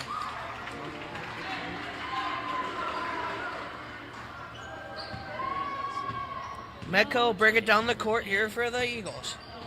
Good defense there from Ahern and Dertina. Over to Drilling. Drilling will take a long two right from the charity stripe, no good. Rebound McCuster. McCuster will push. McCuster's going to try to take that down Broadway. And we'll have a foul on the floor, they say. That'll be the fourth. That's a lot of fouls. That'll be the fourth on the Eagles. And another thing to point out here, with the Eagles flying down here from Minnesota, they aren't used to playing quarters. They play 18-minute halves in Minnesota. Really? So I don't know if they have the 5 foul thing there or not. As the Cats get it down underneath to Berg. Over here to Metka for a three-pointer. That'll be good. That'll be a second on the evening. They're going to need to put a hand up in his face. Full court press. We see that sometimes. That leads to trouble here for the Cadets. As well, a foul on Metka. And I think they'll send the Cadets to the line to shoot too.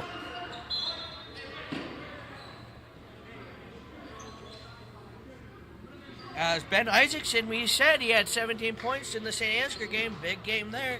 He's checking into the ball game here for the Cadets.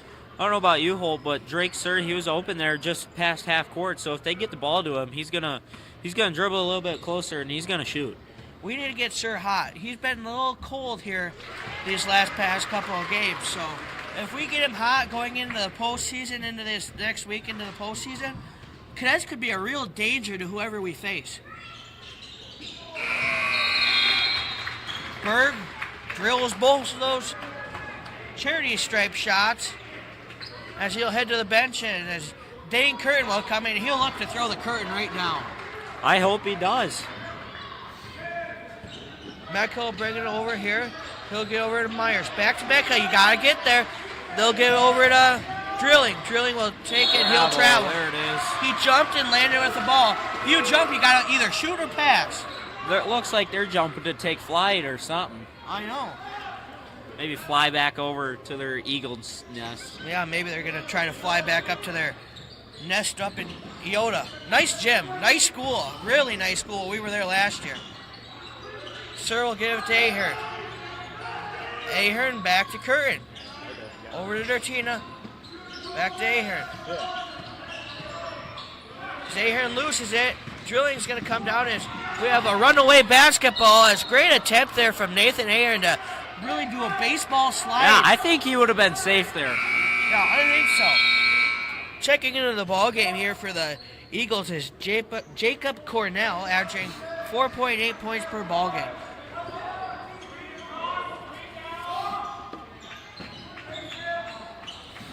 Wide open underneath the basket. Oh my! Is Joel Screwrod, as he played in the junior varsity game. Great minutes in the junior varsity game. As he'll head to the line here to shoot two. As that foul was on Dane Curtin, he might just threw the curtain down a little too hard there. Yeah. First one's up off the front of the iron, as we said. Maybe he needs a little more mustard, and maybe he needs just a little lemonade with that hot dog and mustard. Maybe he does. Maybe. Like you said, ranch. Second one's up, and I'll rattle out. Here comes Dertina. He'll bring it up the court. Give over to Sir. Sir to Isaacson. Over to Ahern. Ahern for three. No good. Offensive rebound, Curtin. Curtin's going to go back up with that. And now rattle in. A little kiss off the glass on that one. Curtin has 7 points on the night, I believe. Yeah. Big night for Curtin. Good hustle there by Ahern. As Sully said, if they're going to win tonight, they have to win those three categories. As they've been doing here, they have to rebound the basketball and get turnovers from the other team and win the hustle plays. I would classify that as a hustle play right there. Yeah, I would definitely agree, Holt. That was a great hustle play. Eagles will get it here to Myers. Myers long too. That'll be no good. Offensive rebound there, Cornell. Drilling has it now. He'll set up the Eagles offense. Receive a screen from Metka. A little behind the back dribble there. A fancy move.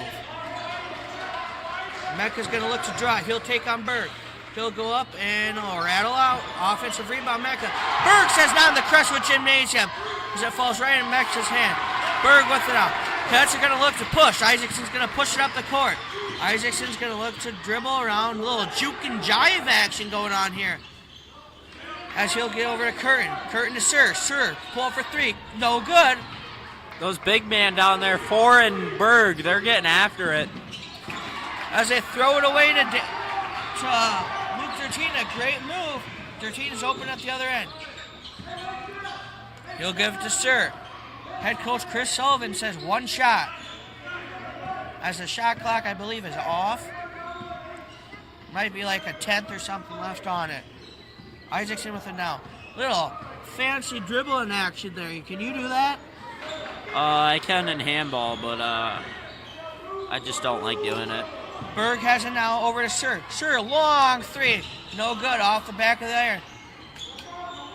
Myers will. Good hustle there by Alex Berg. Good first quarter here for the Cats. They're winning all three categories, I'd say, as head coach Chris Sullivan said they needed to. And we'll step aside and pay some bills, and we'll be right back. Here at Memert Tiling, we're committed to being the very best we can be. Agricultural drainage is where it all started. Over the years, we've grown our company and now have 2 full, hardworking tile crews. The fields aren't the only place you might see us. Our projects include commercial and residential site work, as well as trucking and municipal work. We want to take this opportunity to thank our customers for their continued support and wish all Crestwood student athletes the best of luck in their upcoming seasons.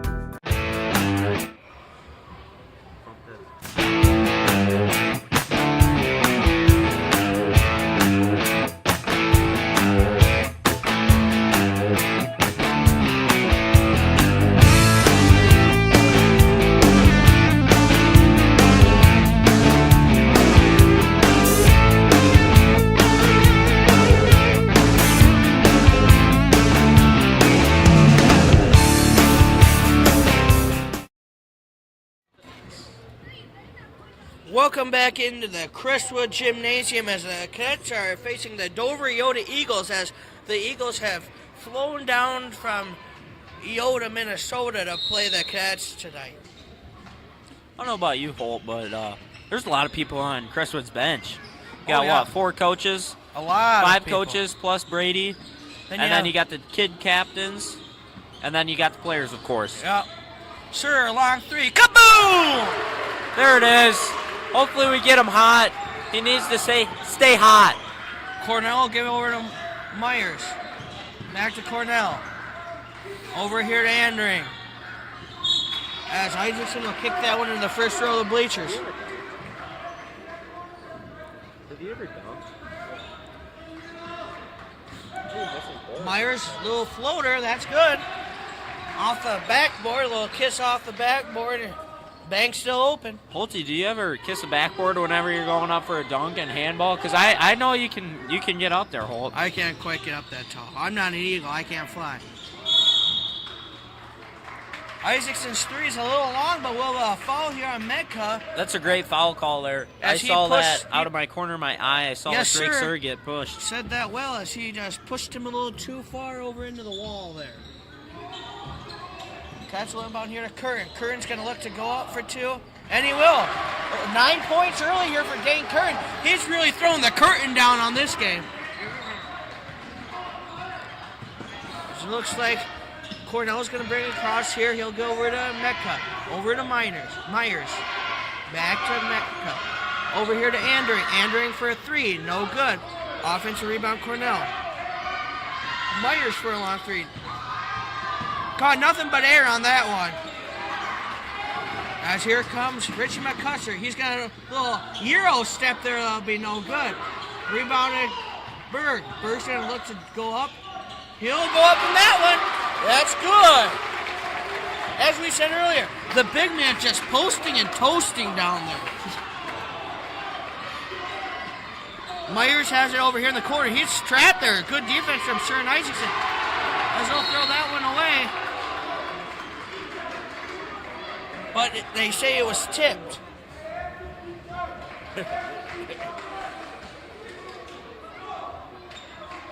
Cornell will throw it into Mecca. Cornell's going to look to drive. He'll kick it back out. He wanted to give it out to Screwrud there, and just could not. As we have a jump ball situation, and do they still do the jump ball, that real actual jump ball in the NBA?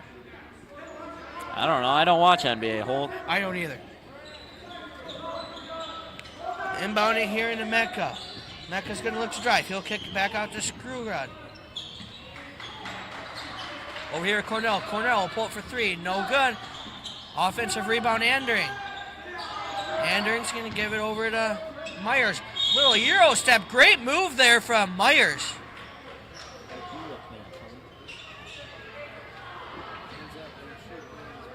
As Myers will head to the charity stripe to try to put 2 shots.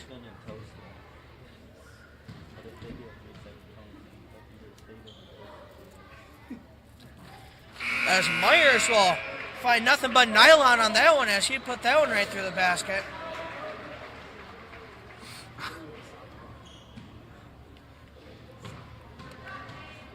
As he's a lefty, it looks like. He'll put that one through, and that's good. Nothing but nylon on that one as well. All the way down to McCuster. McCuster's going to take that one up. Not quite. Almost had the hoop in the arm there, but he'll head to the line to shoot too.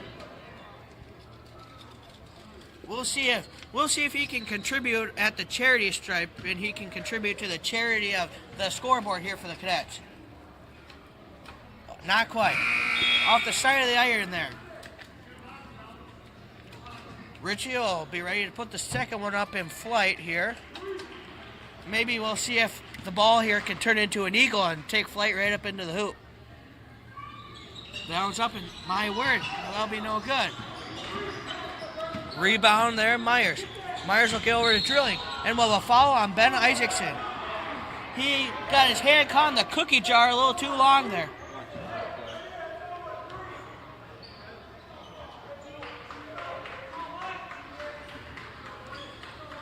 Cornell will inbound here to Myers.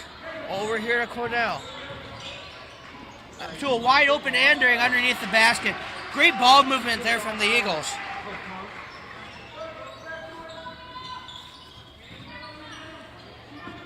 McCusker will get over here to Dertina.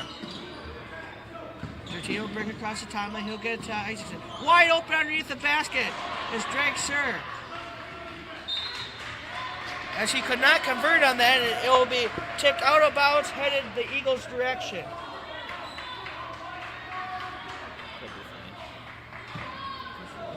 Inbound to the ball to Andering. Andering's going to look to bring it across the timeline here. He'll give it to Cornell.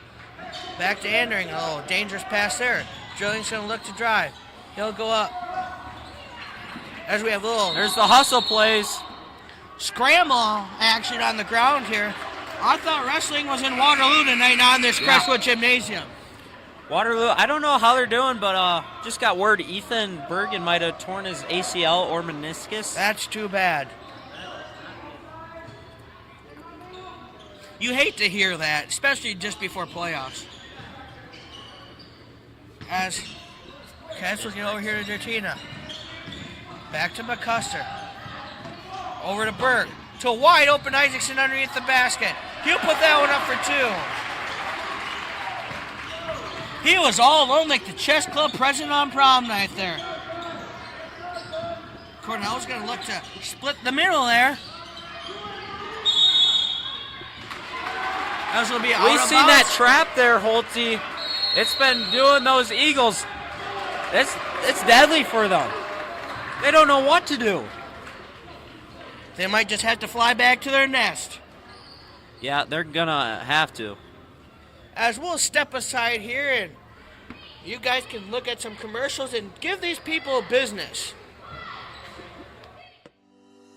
CAA Insurance has been serving Northeast Iowa and Southeast Minnesota since 1948.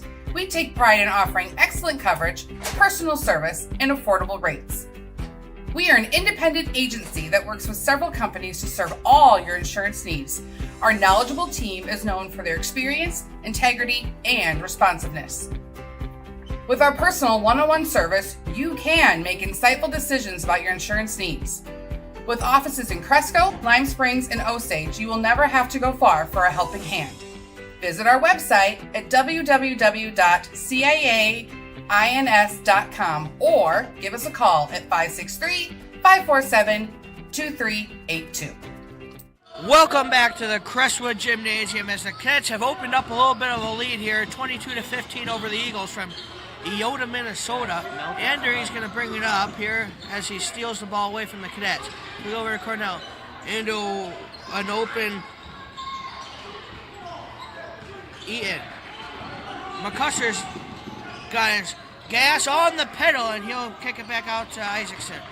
Isaacson over to a wide open Drake Sir. He was wide open. Great eyes up, heads up play there. Awesome play. All alone like the deer in the middle of the pasture. Really? Really. Cornell finds an open Andering. Kick back out to Myers. Myers gives over to Cornell. Over to Drilling. Drilling for three. No good. As that one will. Long rebound there will go out of bounds. What did you think? Do you think Tate Cummings really just tated over that JV game? I think he did. I think he did an awesome job. He was a really, really good ball player there. He got the offense really spread out there and great leader. Dertina will get over here to McCusker. Over to Thompson. McCusker will pull it for three. No good. Rattles out. Offensive rebound from the big man, Larry Bird. McCusker, he's going to get one to fall hopefully soon, so he needs to keep on shooting those shots. Eagles down here with Drilling. Drilling will go up for two. They had the answer. Isaacson will walk the ball up here for the Cats. Now he gets to a little jog. Receive a screen from Bird. Back out to McCusker. McCusker. Kaboom! There it is. As you said, keep it rattles chewing. Around. It's going to go down the next time. Cornell brings it across the timeline here for the Eagles. As McCuster tips that over the bench. As hustle plays. As Metka's going to check back in here for the Eagles. Sully's been preaching those hustle plays. That's a big thing that Sully preaches. Hustle, hustle, hustle. Andering with it now. He'll get over to a wide open Myers. No good. Great save attempt. Great save attempt there. That was like a Harlan Globetrotter stuff. Checking the replay there, Berg got shoved by, who's that, number 24, I believe? Yeah, 24, Sean Eaton. Isaacson brings it up here for the Cadets. Over to Dertina. He'll give over to Thompson. Thompson over to Isaacson. Isaacson long three, no good, rattles out. Got a hustle play. Into Thompson. Thompson will go. He'll head to Almost the charity got stripe. the and one. He'll head to the charity stripe to try to convert from there.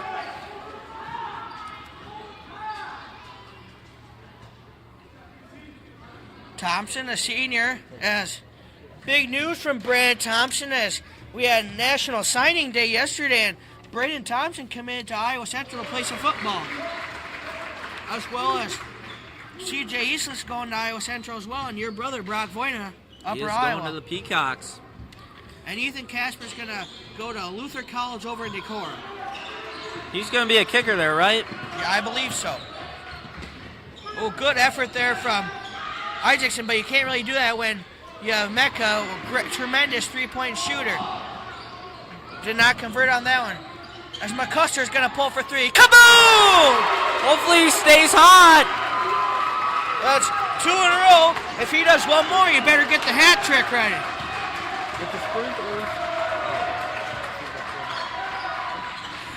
Mecca has it here now. He'll go over to Myers. Myers long two. No good. Bank must be close. Drilling with the rebound. Well, a foul here with Ben Isaacson has a lot of good defense there. And just a little too aggressive, but we like to see aggressiveness. Yeah. Because aggressive, if you're playing aggressive, you're hustling. Yep. And that's a big key for tonight's game is hustle. Ian with it now. He'll get over to Andering, drawing a blank there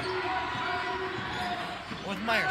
Myers going to take a highly contested shot, and that one will fall. Here comes Dertina. Dertina over to McCuster. McCuster for three.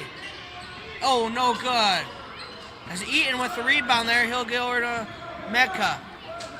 Mecca to Andrew. Over here to Drilling. Drilling, no good. Rattles out. We had a lot of those rattling out. I mean, the ball must be like to do a burnout up there, you know? Yeah. Leave a little rubber. You do a lot of burnouts, don't you, Holt? No, I don't. In your Buick? Serve for three. Kaboom! Someone turn the sprinkler system on because these cadets are on fire. As well, a timeout here from head coach Chris Metka.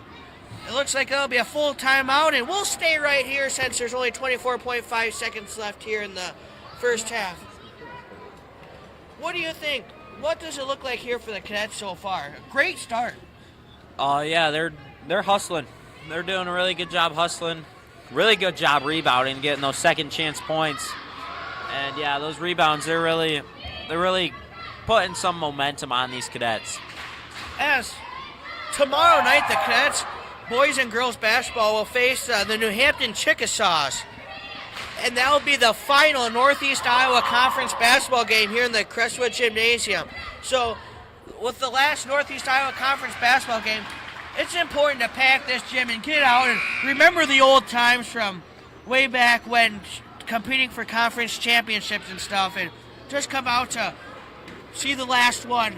Yeah. But it won't be the last Northeast Iowa Conference game for the Cats, as we'll head over to walk-on, but this will be the last one here in the Crestwood Gymnasium, so it'll be important for everybody to get out if you can for that one. And speaking of last conference, the wrestlers, they just had their conference meet, and we had 5 people, I believe, won. I think so. You had Mitchell Williams, Noah Bergen, the Smoss boys, and then Brock Bueno. Trapped in the corner there is Drilling. He'll get it over here to Andering. Andering, no good. Rebound McCuster. McCuster's got 10 on the clock. He'll look to do a little juke and jive. He'll kick it back out. He'll go over to Sir. They're putting their hand up. And it looks like we might have an injury here. And you hate to see that. That looks like Drilling down for the Eagles. As Sir's shot was no good, but the concern is now to Drilling's status. He looks to be really in pain.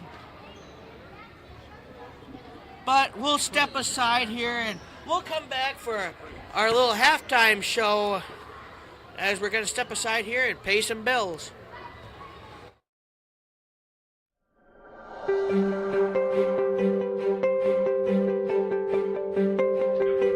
Cray Insurance is a family-owned independent insurance agency serving Northeast Iowa and Southeast Minnesota since 1913. We have offices in Chester, Iowa and Leroy, Minnesota. We work with many different insurance providers including Grinnell Mutual. We offer home, auto, and life insurance, business, farm, and crop insurance, and flood insurance. Contact Cray Insurance for all your insurance needs.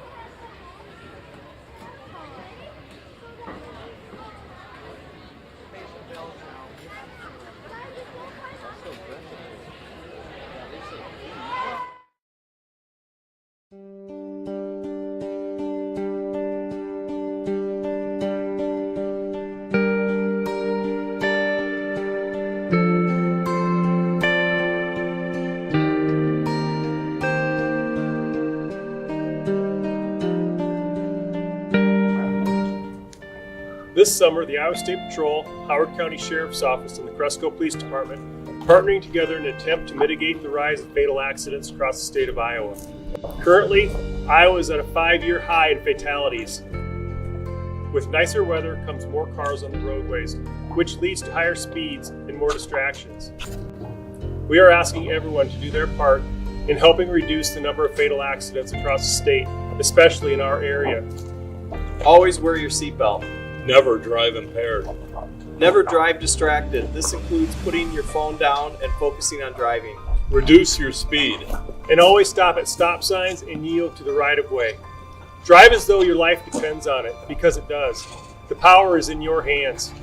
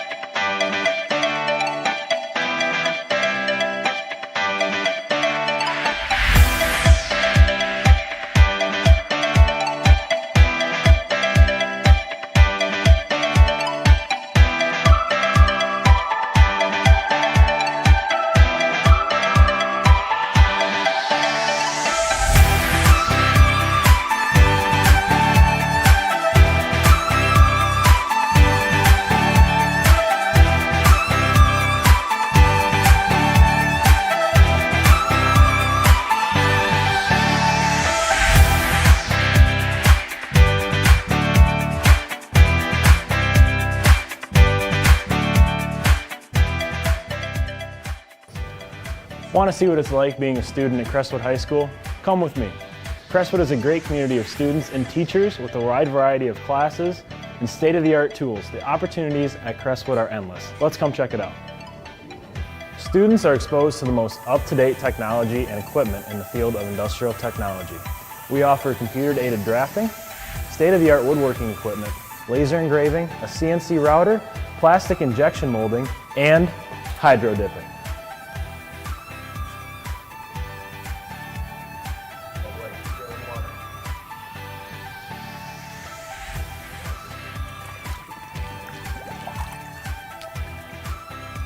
There are many exciting things happening in the Crestwood Ag Department. Students are involved in many different projects. Right now, we are checking out the flowers and vegetables that the plant science class are growing in the greenhouse. In the shop, students are welding, working on engines, and building wood projects. In the classroom, students gain a variety of ag business experiences. These are just a few of the exciting things going on in the Ag Department. Here at Crestwood, our art department exposes kids to a wide variety of art classes. Our students have the opportunity to learn traditional art as well as cutting-edge contemporary art. Our award-winning student photographers use the most up-to-date technology available. Our art classes are second to none. Students are exposed to Adobe Suite, which can be integrated with our new laser cutter engraver. We also offer one of the only AP classes in Northeast Iowa, which allows students to get a college credit. Our English department isn't just reading the classics and writing term papers. The publication staff at CHS creates the high school yearbook, the junior high yearbook, and monthly issues of the school magazine, The Salute. Under strict deadlines, these ladies work with students, staff, and community members to write, design, and market these publications. Science is explosive here at Crestwood High School. Today, we're making hydrogen gas through a single replacement reaction between aluminum and aqueous hydrochloric acid. We'll mix the ingredients in a flask, send the hydrogen gas through a tube to the basin of soapy water.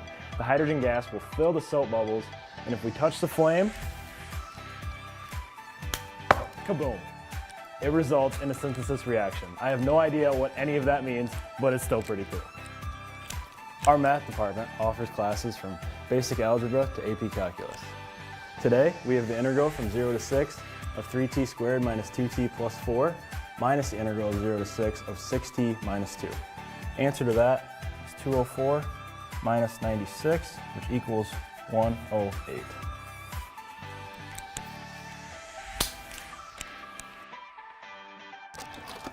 At Crestwood, you're not just a student, you're a part of the cadet family.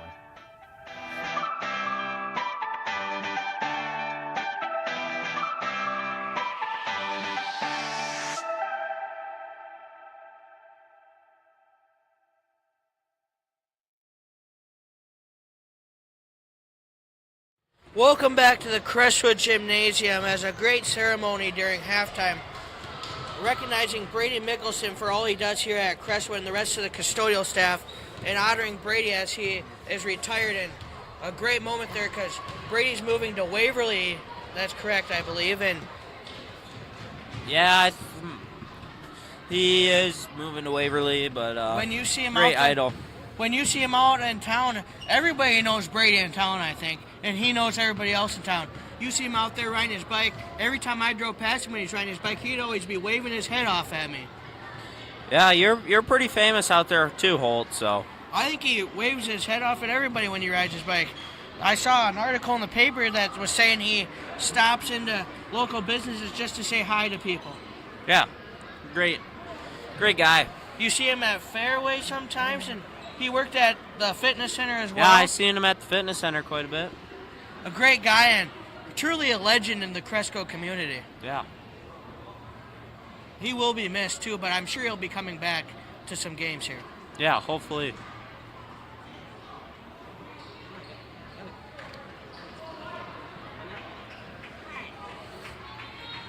As it looks like Andring will inbound here. As good sight here for the Eagles, as it looks like Jace Drilling is back on the floor after it looked like a scary injury there. Turned out to be not so scary, but a great sign to see him coming back out on the floor. As they'll give it to Mecca, back to Myers. A wide open Mecca. Good defense there from Thompson, but he'll be caught with a foul. Great hustle play. Yeah. He gives 110% all the time. As looking at the leading scorers here for the Cats, we have Alex Berg with 8, Dane Curtin with 9, and Richie McCusker at 6, and number 2, Braden Thompson with 3, and Luke has 0.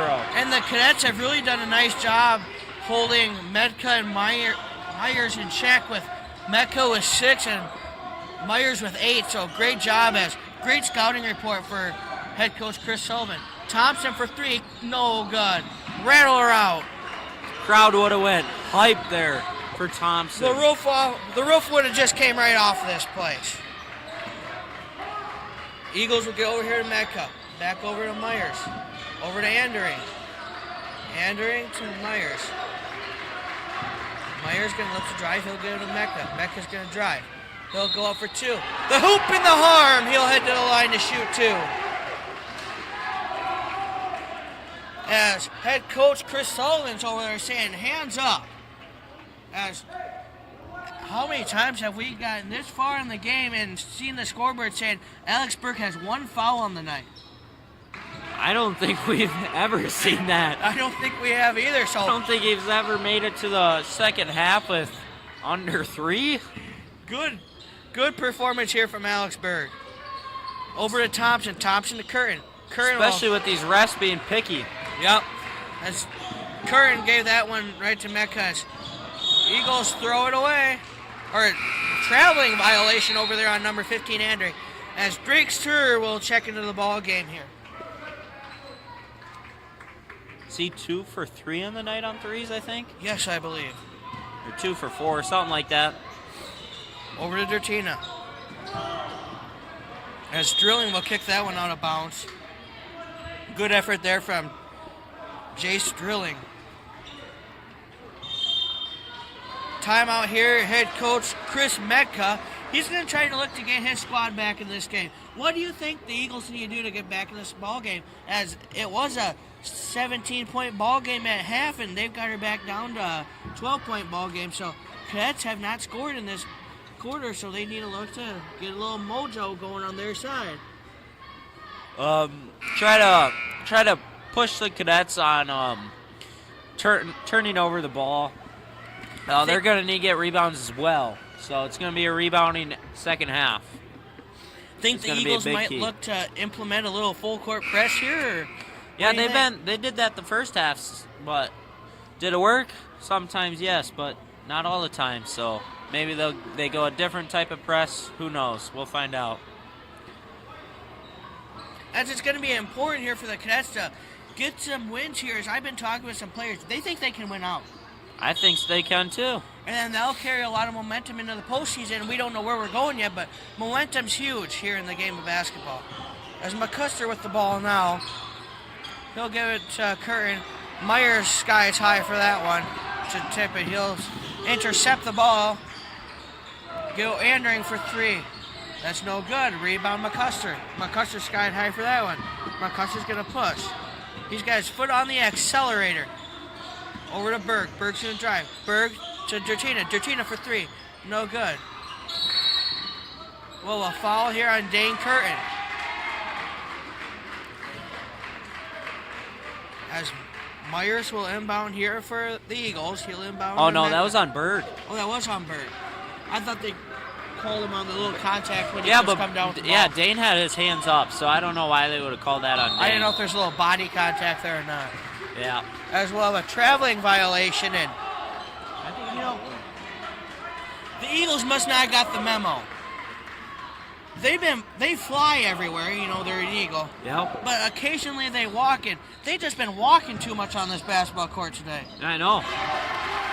Alex Berg with the jump shot, and it's good. Myers with it now, over to Mecca. Mecca's going to drive. Kick to Myers. Myers for a long 3. That's no good off the front there. Rebound, Dane Curtin. He gets shoved by number 11. That'll be Sam Free. That's his 3rd on the night. He's a starter. We haven't really talked about him too much because he's been on the bench for a majority of the first half in foul trouble. Yeah. McCusker will bring it up the court here for the Cadets. He'll go over to Larry. Over to Sir. Back to McCusker. McCusker for 3. Kaboom! Folks, if you're keeping track of a kaboom counter at home, I think we got to be pushing double digits almost now. Hopefully we can get past that hole. Mecca for 3. Cha-ching! As he makes that one.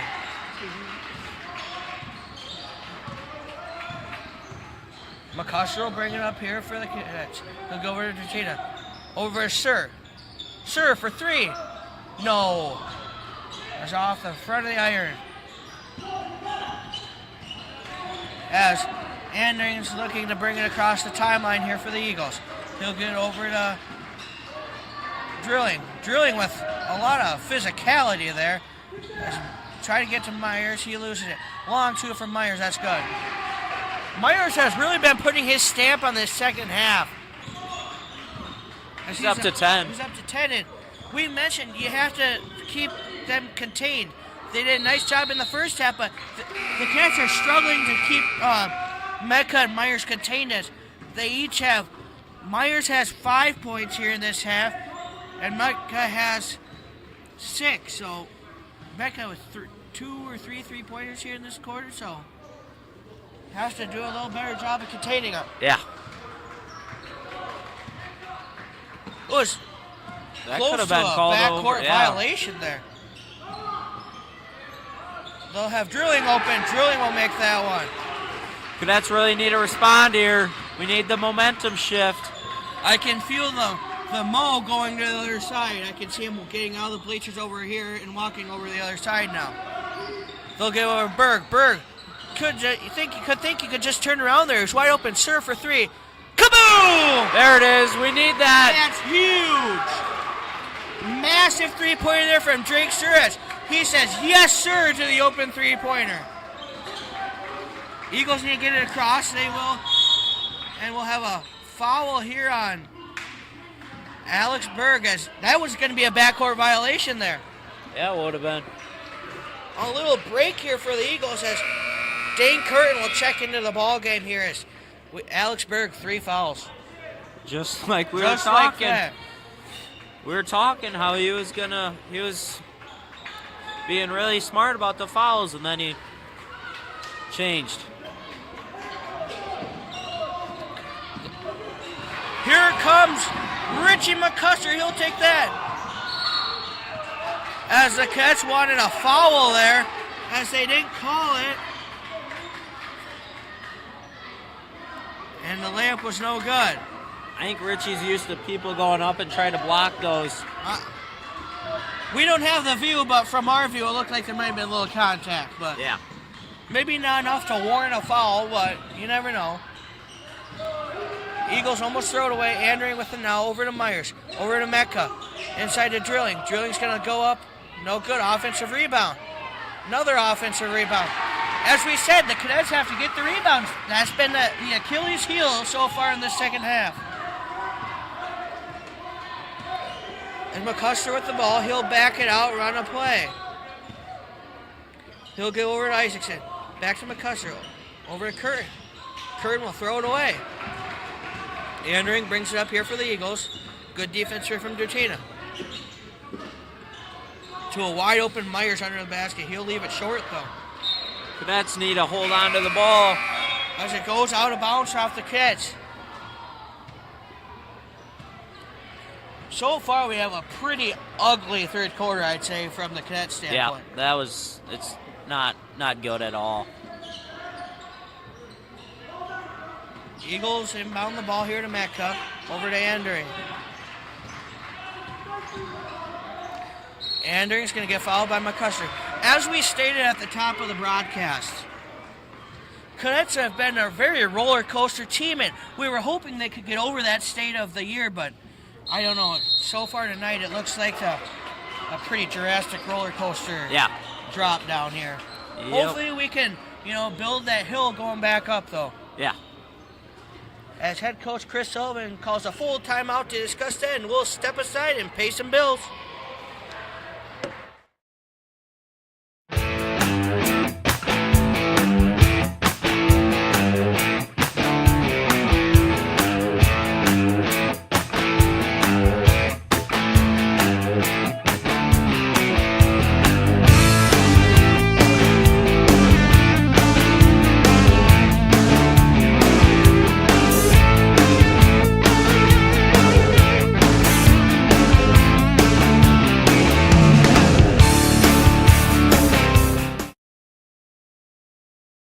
Let the band play.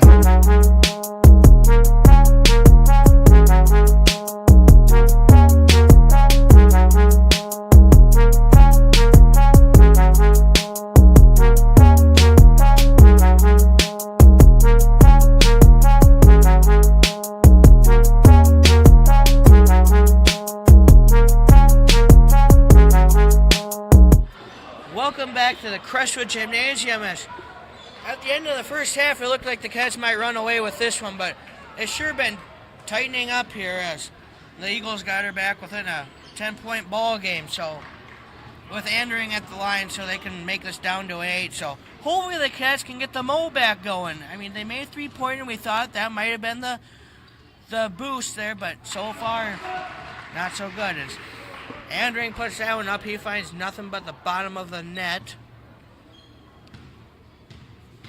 He'll be ready to put the second one. The Eagle flies out of the nest, and it lands back in the nest. McCuster's going to bring that one up. He'll set up the offense. Head coach Chris Sullivan calls out a play.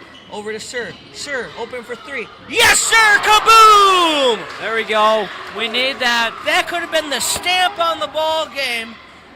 Hopefully we can build some momentum off that one now, like we stated the last one. Andring's in trouble there. He finds Mecca. Over here to Cornell. Inside Mecca for 3, no good. Drake Sir with the ball. Sir's going to dribble it up here. He'll give it over to Isaacson. Isaacson's going to take that one down. Broadway, a little jumper. Great drive there by Ben Isaacson. That was sure fancy there. Yeah, it was. Mecca finds Andring. My word, a hard collision. And hopefully Mecca's okay as he looks to be down on the floor as they call an offensive foul there. Very hard collision. That's not good. As we'll step aside here and pay some bills while they check him out. Why choose Campsite RV in Cresco for your next adventure? Because at Campsite RV, it's not just about campers, it's about family. For over 30 years, our family-owned dealership has been your home for quality service, unbeatable deals, and over 50,000 parts in stock. With 18 dedicated service bays, we handle everything from simple fixes to customizations. Your journey begins with us, where over 250 new and used campers await. Trust the tradition, embrace the quality. Campsite RV, Highway 9 West in Cresco, where your relaxation truly starts. Visit us today because at Campsite RV, your relaxation starts here.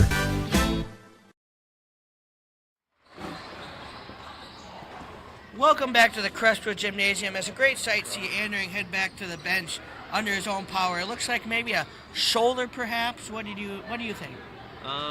Looks like lower back. Lower back. He did fall very hard, so. Yeah. Huge shout out to her trainer, though. Yeah. Lauren Reichs. She does an awesome job. Yep. As Isaacson will bring it up over the timeline here for the cadets. As Cornell's going to steal that one. He's going to pull it back out. He'll find Free. Free will back up, and we'll have a 3-second violation. There it is. You know, there's a lot of campgrounds in the town here, but you just can't put your tent there. I mean, that's a no camping zone. Holte, he stayed in the toaster too long. Got a little overcooked there. A little crispy. What kind of toast do you think you had in the toaster? What kind of toaster do you think he had in the toast? What kind of toast do you think he had in the toaster cooking it? I think he had a bagel, actually. Long 3 by Myers there. Or what do you think he was going to put on Nutella, jam, strawberry jam? What do you think he was going to apply to his toast? He's going to apply spray butter. Well, it looks like the Eagles like to apply a little 3-point magic to their toast as they drilled that one from deep. Isaacson with it now. He's going to try to, it goes off the Eagles' foot, and they'll be headed Crestwood's direction.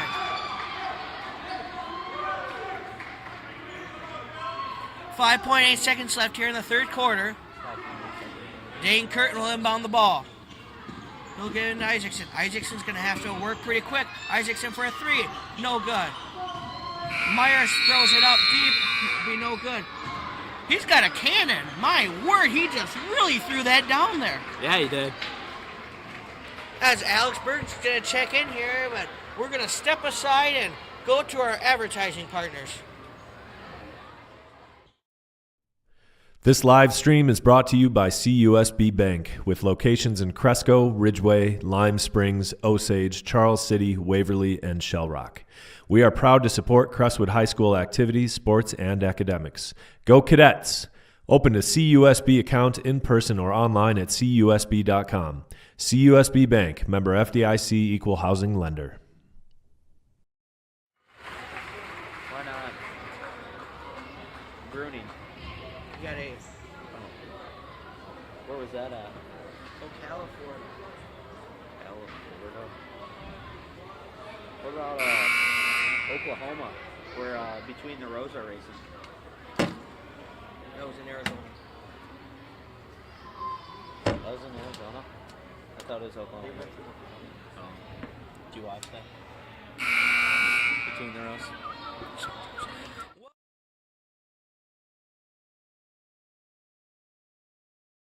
If you want to, we have Facebook. If you want to find Trenton Voyno on Facebook or Kane Holton on Facebook, let us know where you're listening from, and we'll give you a shout out if we can find some time in the broadcast here so far tonight. As it looks like Luke Dertine will inbound here to Ben Isaacson. Isaacson will get over to McCusker. McCuster's been on fire from the behind the 3-point line. Give it over to Dertina. Back to McCuster. Over to Sir, back to Isaacson. And they'll be deflected out of bounds. Crestwood basketball.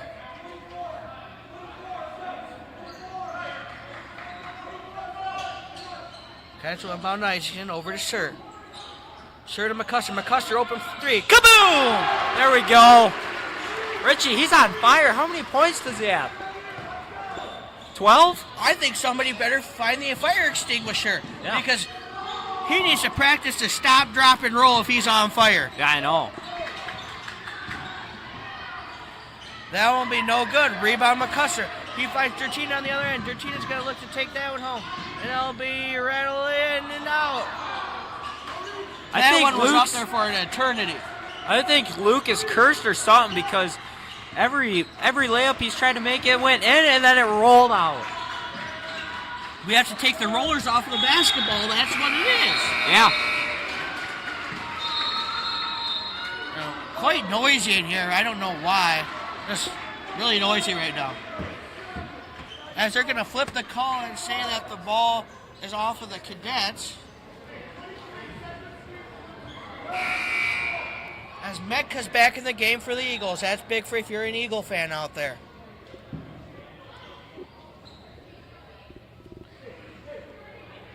As we're gonna,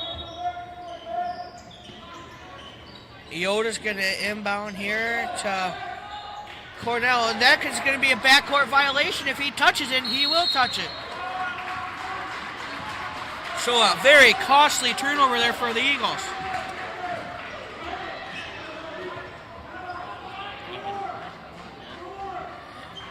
Inbounding, here's McCuster.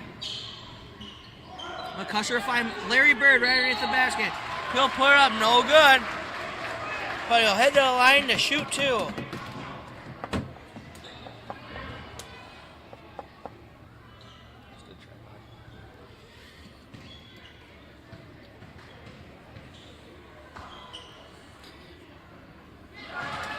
First one up, and it's good.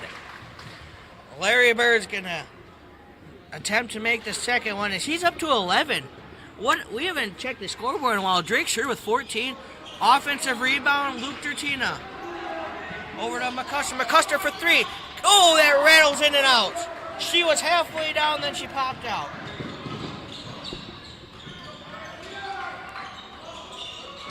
Really nice shot there from Myers. Really nice shot. Isaacson's going to bring it across the line. He'll give over to Bird. Bird's going to drive. He'll drive. He'll take a floater with the little kiss off the glass there. He's being like Larry Bird using that backboard. Mecca with the ball. He'll get over to Myers. Over to Cornell. Inside to Eaton. He'll put it up for two. McCuster will inbound the ball here. Isaacson will bring it across the timeline. He'll give over to Bird. Larry's going to look to, well, a foul here on Cornell.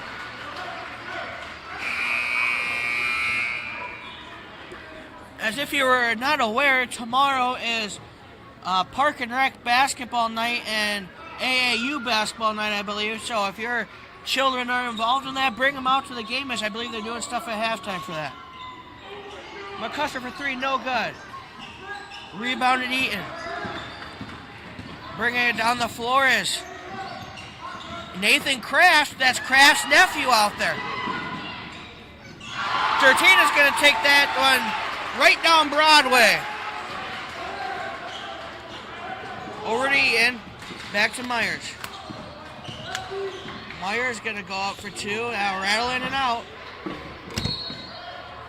As that'll be off the Eagles, I believe. Oh no, that'll be off the Cadets, they'll say.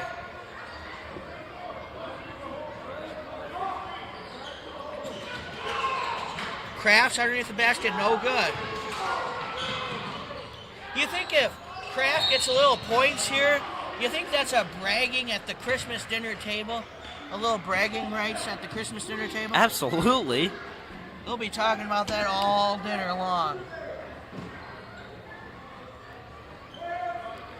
Inbound to Mecca. Mecca, Kraft.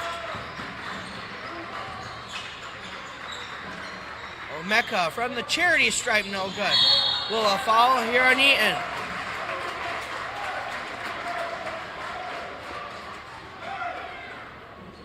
Inbounding the ball here is Luke Dertina. He'll inbound it to Isaacson. Checking into the ball game for the Eagles is number 14. That'll be Jackson Fredericks, a senior for him, averaging 3.3 points per ball game. Isaacson's going to walk it up, take a play from head coach Chris Sullivan. Receive a screen from Larry Bird. Got the two shooters open in the corner here. Richie McCuster standing here with his arms up in the air. Serve for three. No good, off the front of the iron. Kraft is trying to be a little crafty out there to try to come up with something. As Kraft's going to put it up for three. That'll be no good. Rebound Mecca, though. Shot from Fredericks, no good. We're going to have a foul on Ethan Kraft. That is not Ethan Kraft. Nathan Kraft. Ethan Kraft is coaching. For the Cadets, wrong team in general. Yep.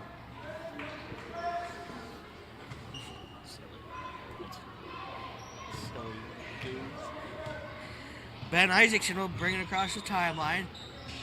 He'll get over to McCuster. McCuster to Dertina.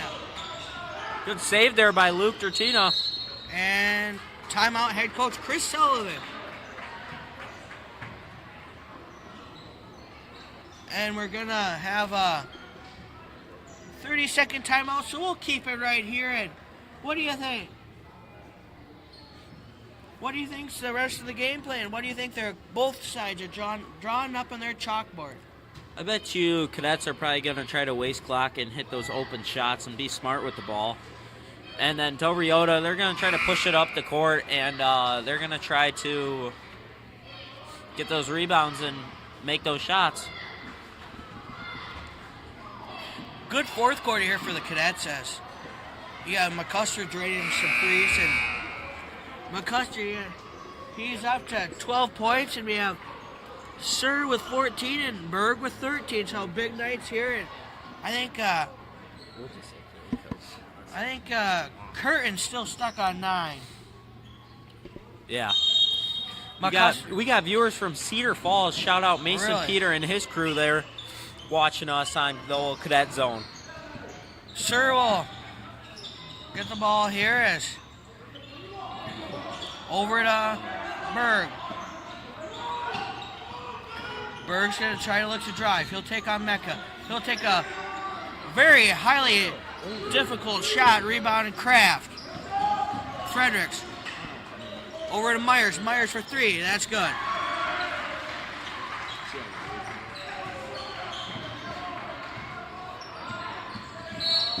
I know we have people watching from Orange Beach, Alabama tonight too. Who's that, Holt? My grandmother and grandfather are down there for the month.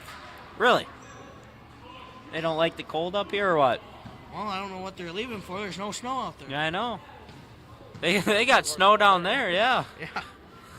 I think last time I checked with them, it was all melted. Really? I don't think they experienced the snow on the beach, so that'd be really weird. Yeah, it would. As Isaacson's going to put that one up, and that'll be good. Fredericks will inbound the ball here to Myers. Looks like Sully's trying to preach fundamentals here, get the team sharpened up for late season. Yep. Crashed with it. Now he'll get back over to Myers. Back to Fredericks. Myers going to take a long 2. That'll be no good. Rebound McCuster. McCuster's got the foot on the gas. He'll stop, and Myers with a great effort play there, and he'll tip it out of bounds into the Crestwood bench. Crestwood basketball. Checking into the ball game here is Joel Screwrud for the Eagles. He'll check in for Eaton. Inbounding to Ben Isaacson. Isaacson over to Dertina.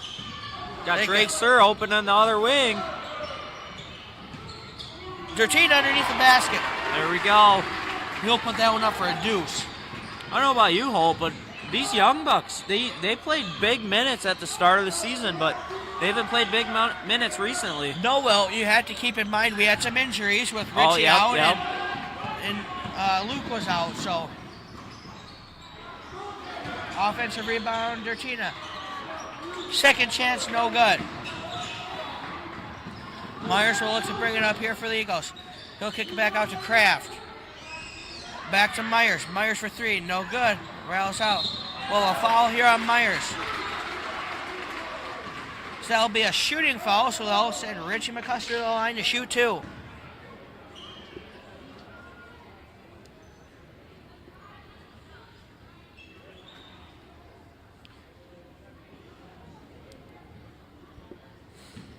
There's more people from Cedar Falls watching. You got Odessa Niblink, Jessa Bird, and Connor Quam. So, thank you guys for watching us. Please spread the word for next game for tomorrow's. Night. Yep, it's going to be a big night. Last the final. C conference. What are we calling this? The grand finale here at the Crestwood Gymnasium? I think so. As we have Richie McCuster at the line. He'll put that up, and that's good. In the game is Dylan Andering for the Eagles. I wonder if there's a relation there, if they're brothers or what. The two Anderings. Cornell Must be. underneath the basket, no good. Rebounded, Alexberg. Isaacson's going to look to bring it up the court. There's a lot of contact there, and there'll be a foul on Metka. That's his 4th of the night. One more, and he'll be taking an early trip to the showers.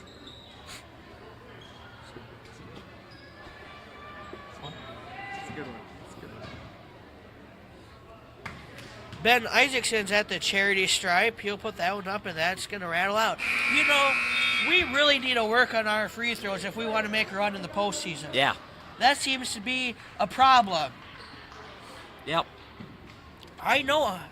I've seen it at practice. If you miss free throws, You run. you run. Trust me, Holt. I know from last year. We had to do a lot of running. Were you not too keen of making free throws or what? No. Wide open underneath the basket is Frederick. Over to Andring. Andring, long two, no good. Rebound, Alexberg. And we're going to have a rotation as the seniors will check in. Nathan Ahern and Brayden Thompson. It's kind of weird now. Senior night's always been on the last home game. Most of the times, always on the last home game. But now with the quads, it's really weird that they're having senior night on the night where it's not a quad.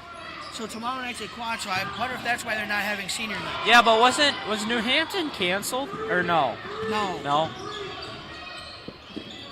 Well, I'm thinking wrestling. New Hampton wrestling got canceled, so they rescheduled for Saturday at 8 or 9 a.m. Here? Yeah, here.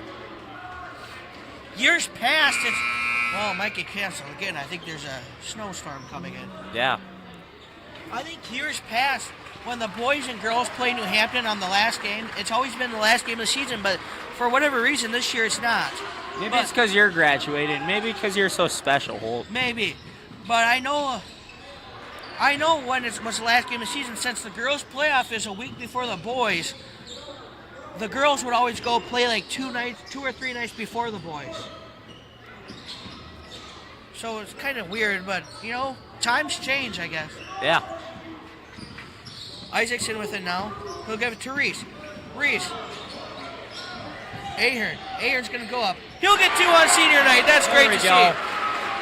Both seniors with points on the board here. Andering for 3. That's good.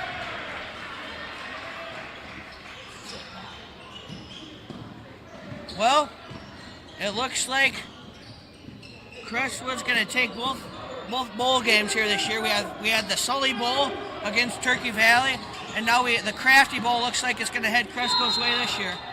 Yep. I think last year did we lose both? I think we lost both bowl games last year. So that's a good deal. Well, we don't have any other bowl games coming up, do we? I don't think so. Except for the Northeast Iowa Conference final finale. Oh, yeah. The final showdown. It's not only the final. We have my aunt, Chris Sullivan's cousin, is the science teacher over there. Really? So we'll see if she can come up with the right scientific equation to teach to those kids to get a victory against the Cadets, but I don't think so. No. And Cadets beat New Hampton earlier in the year. Yeah.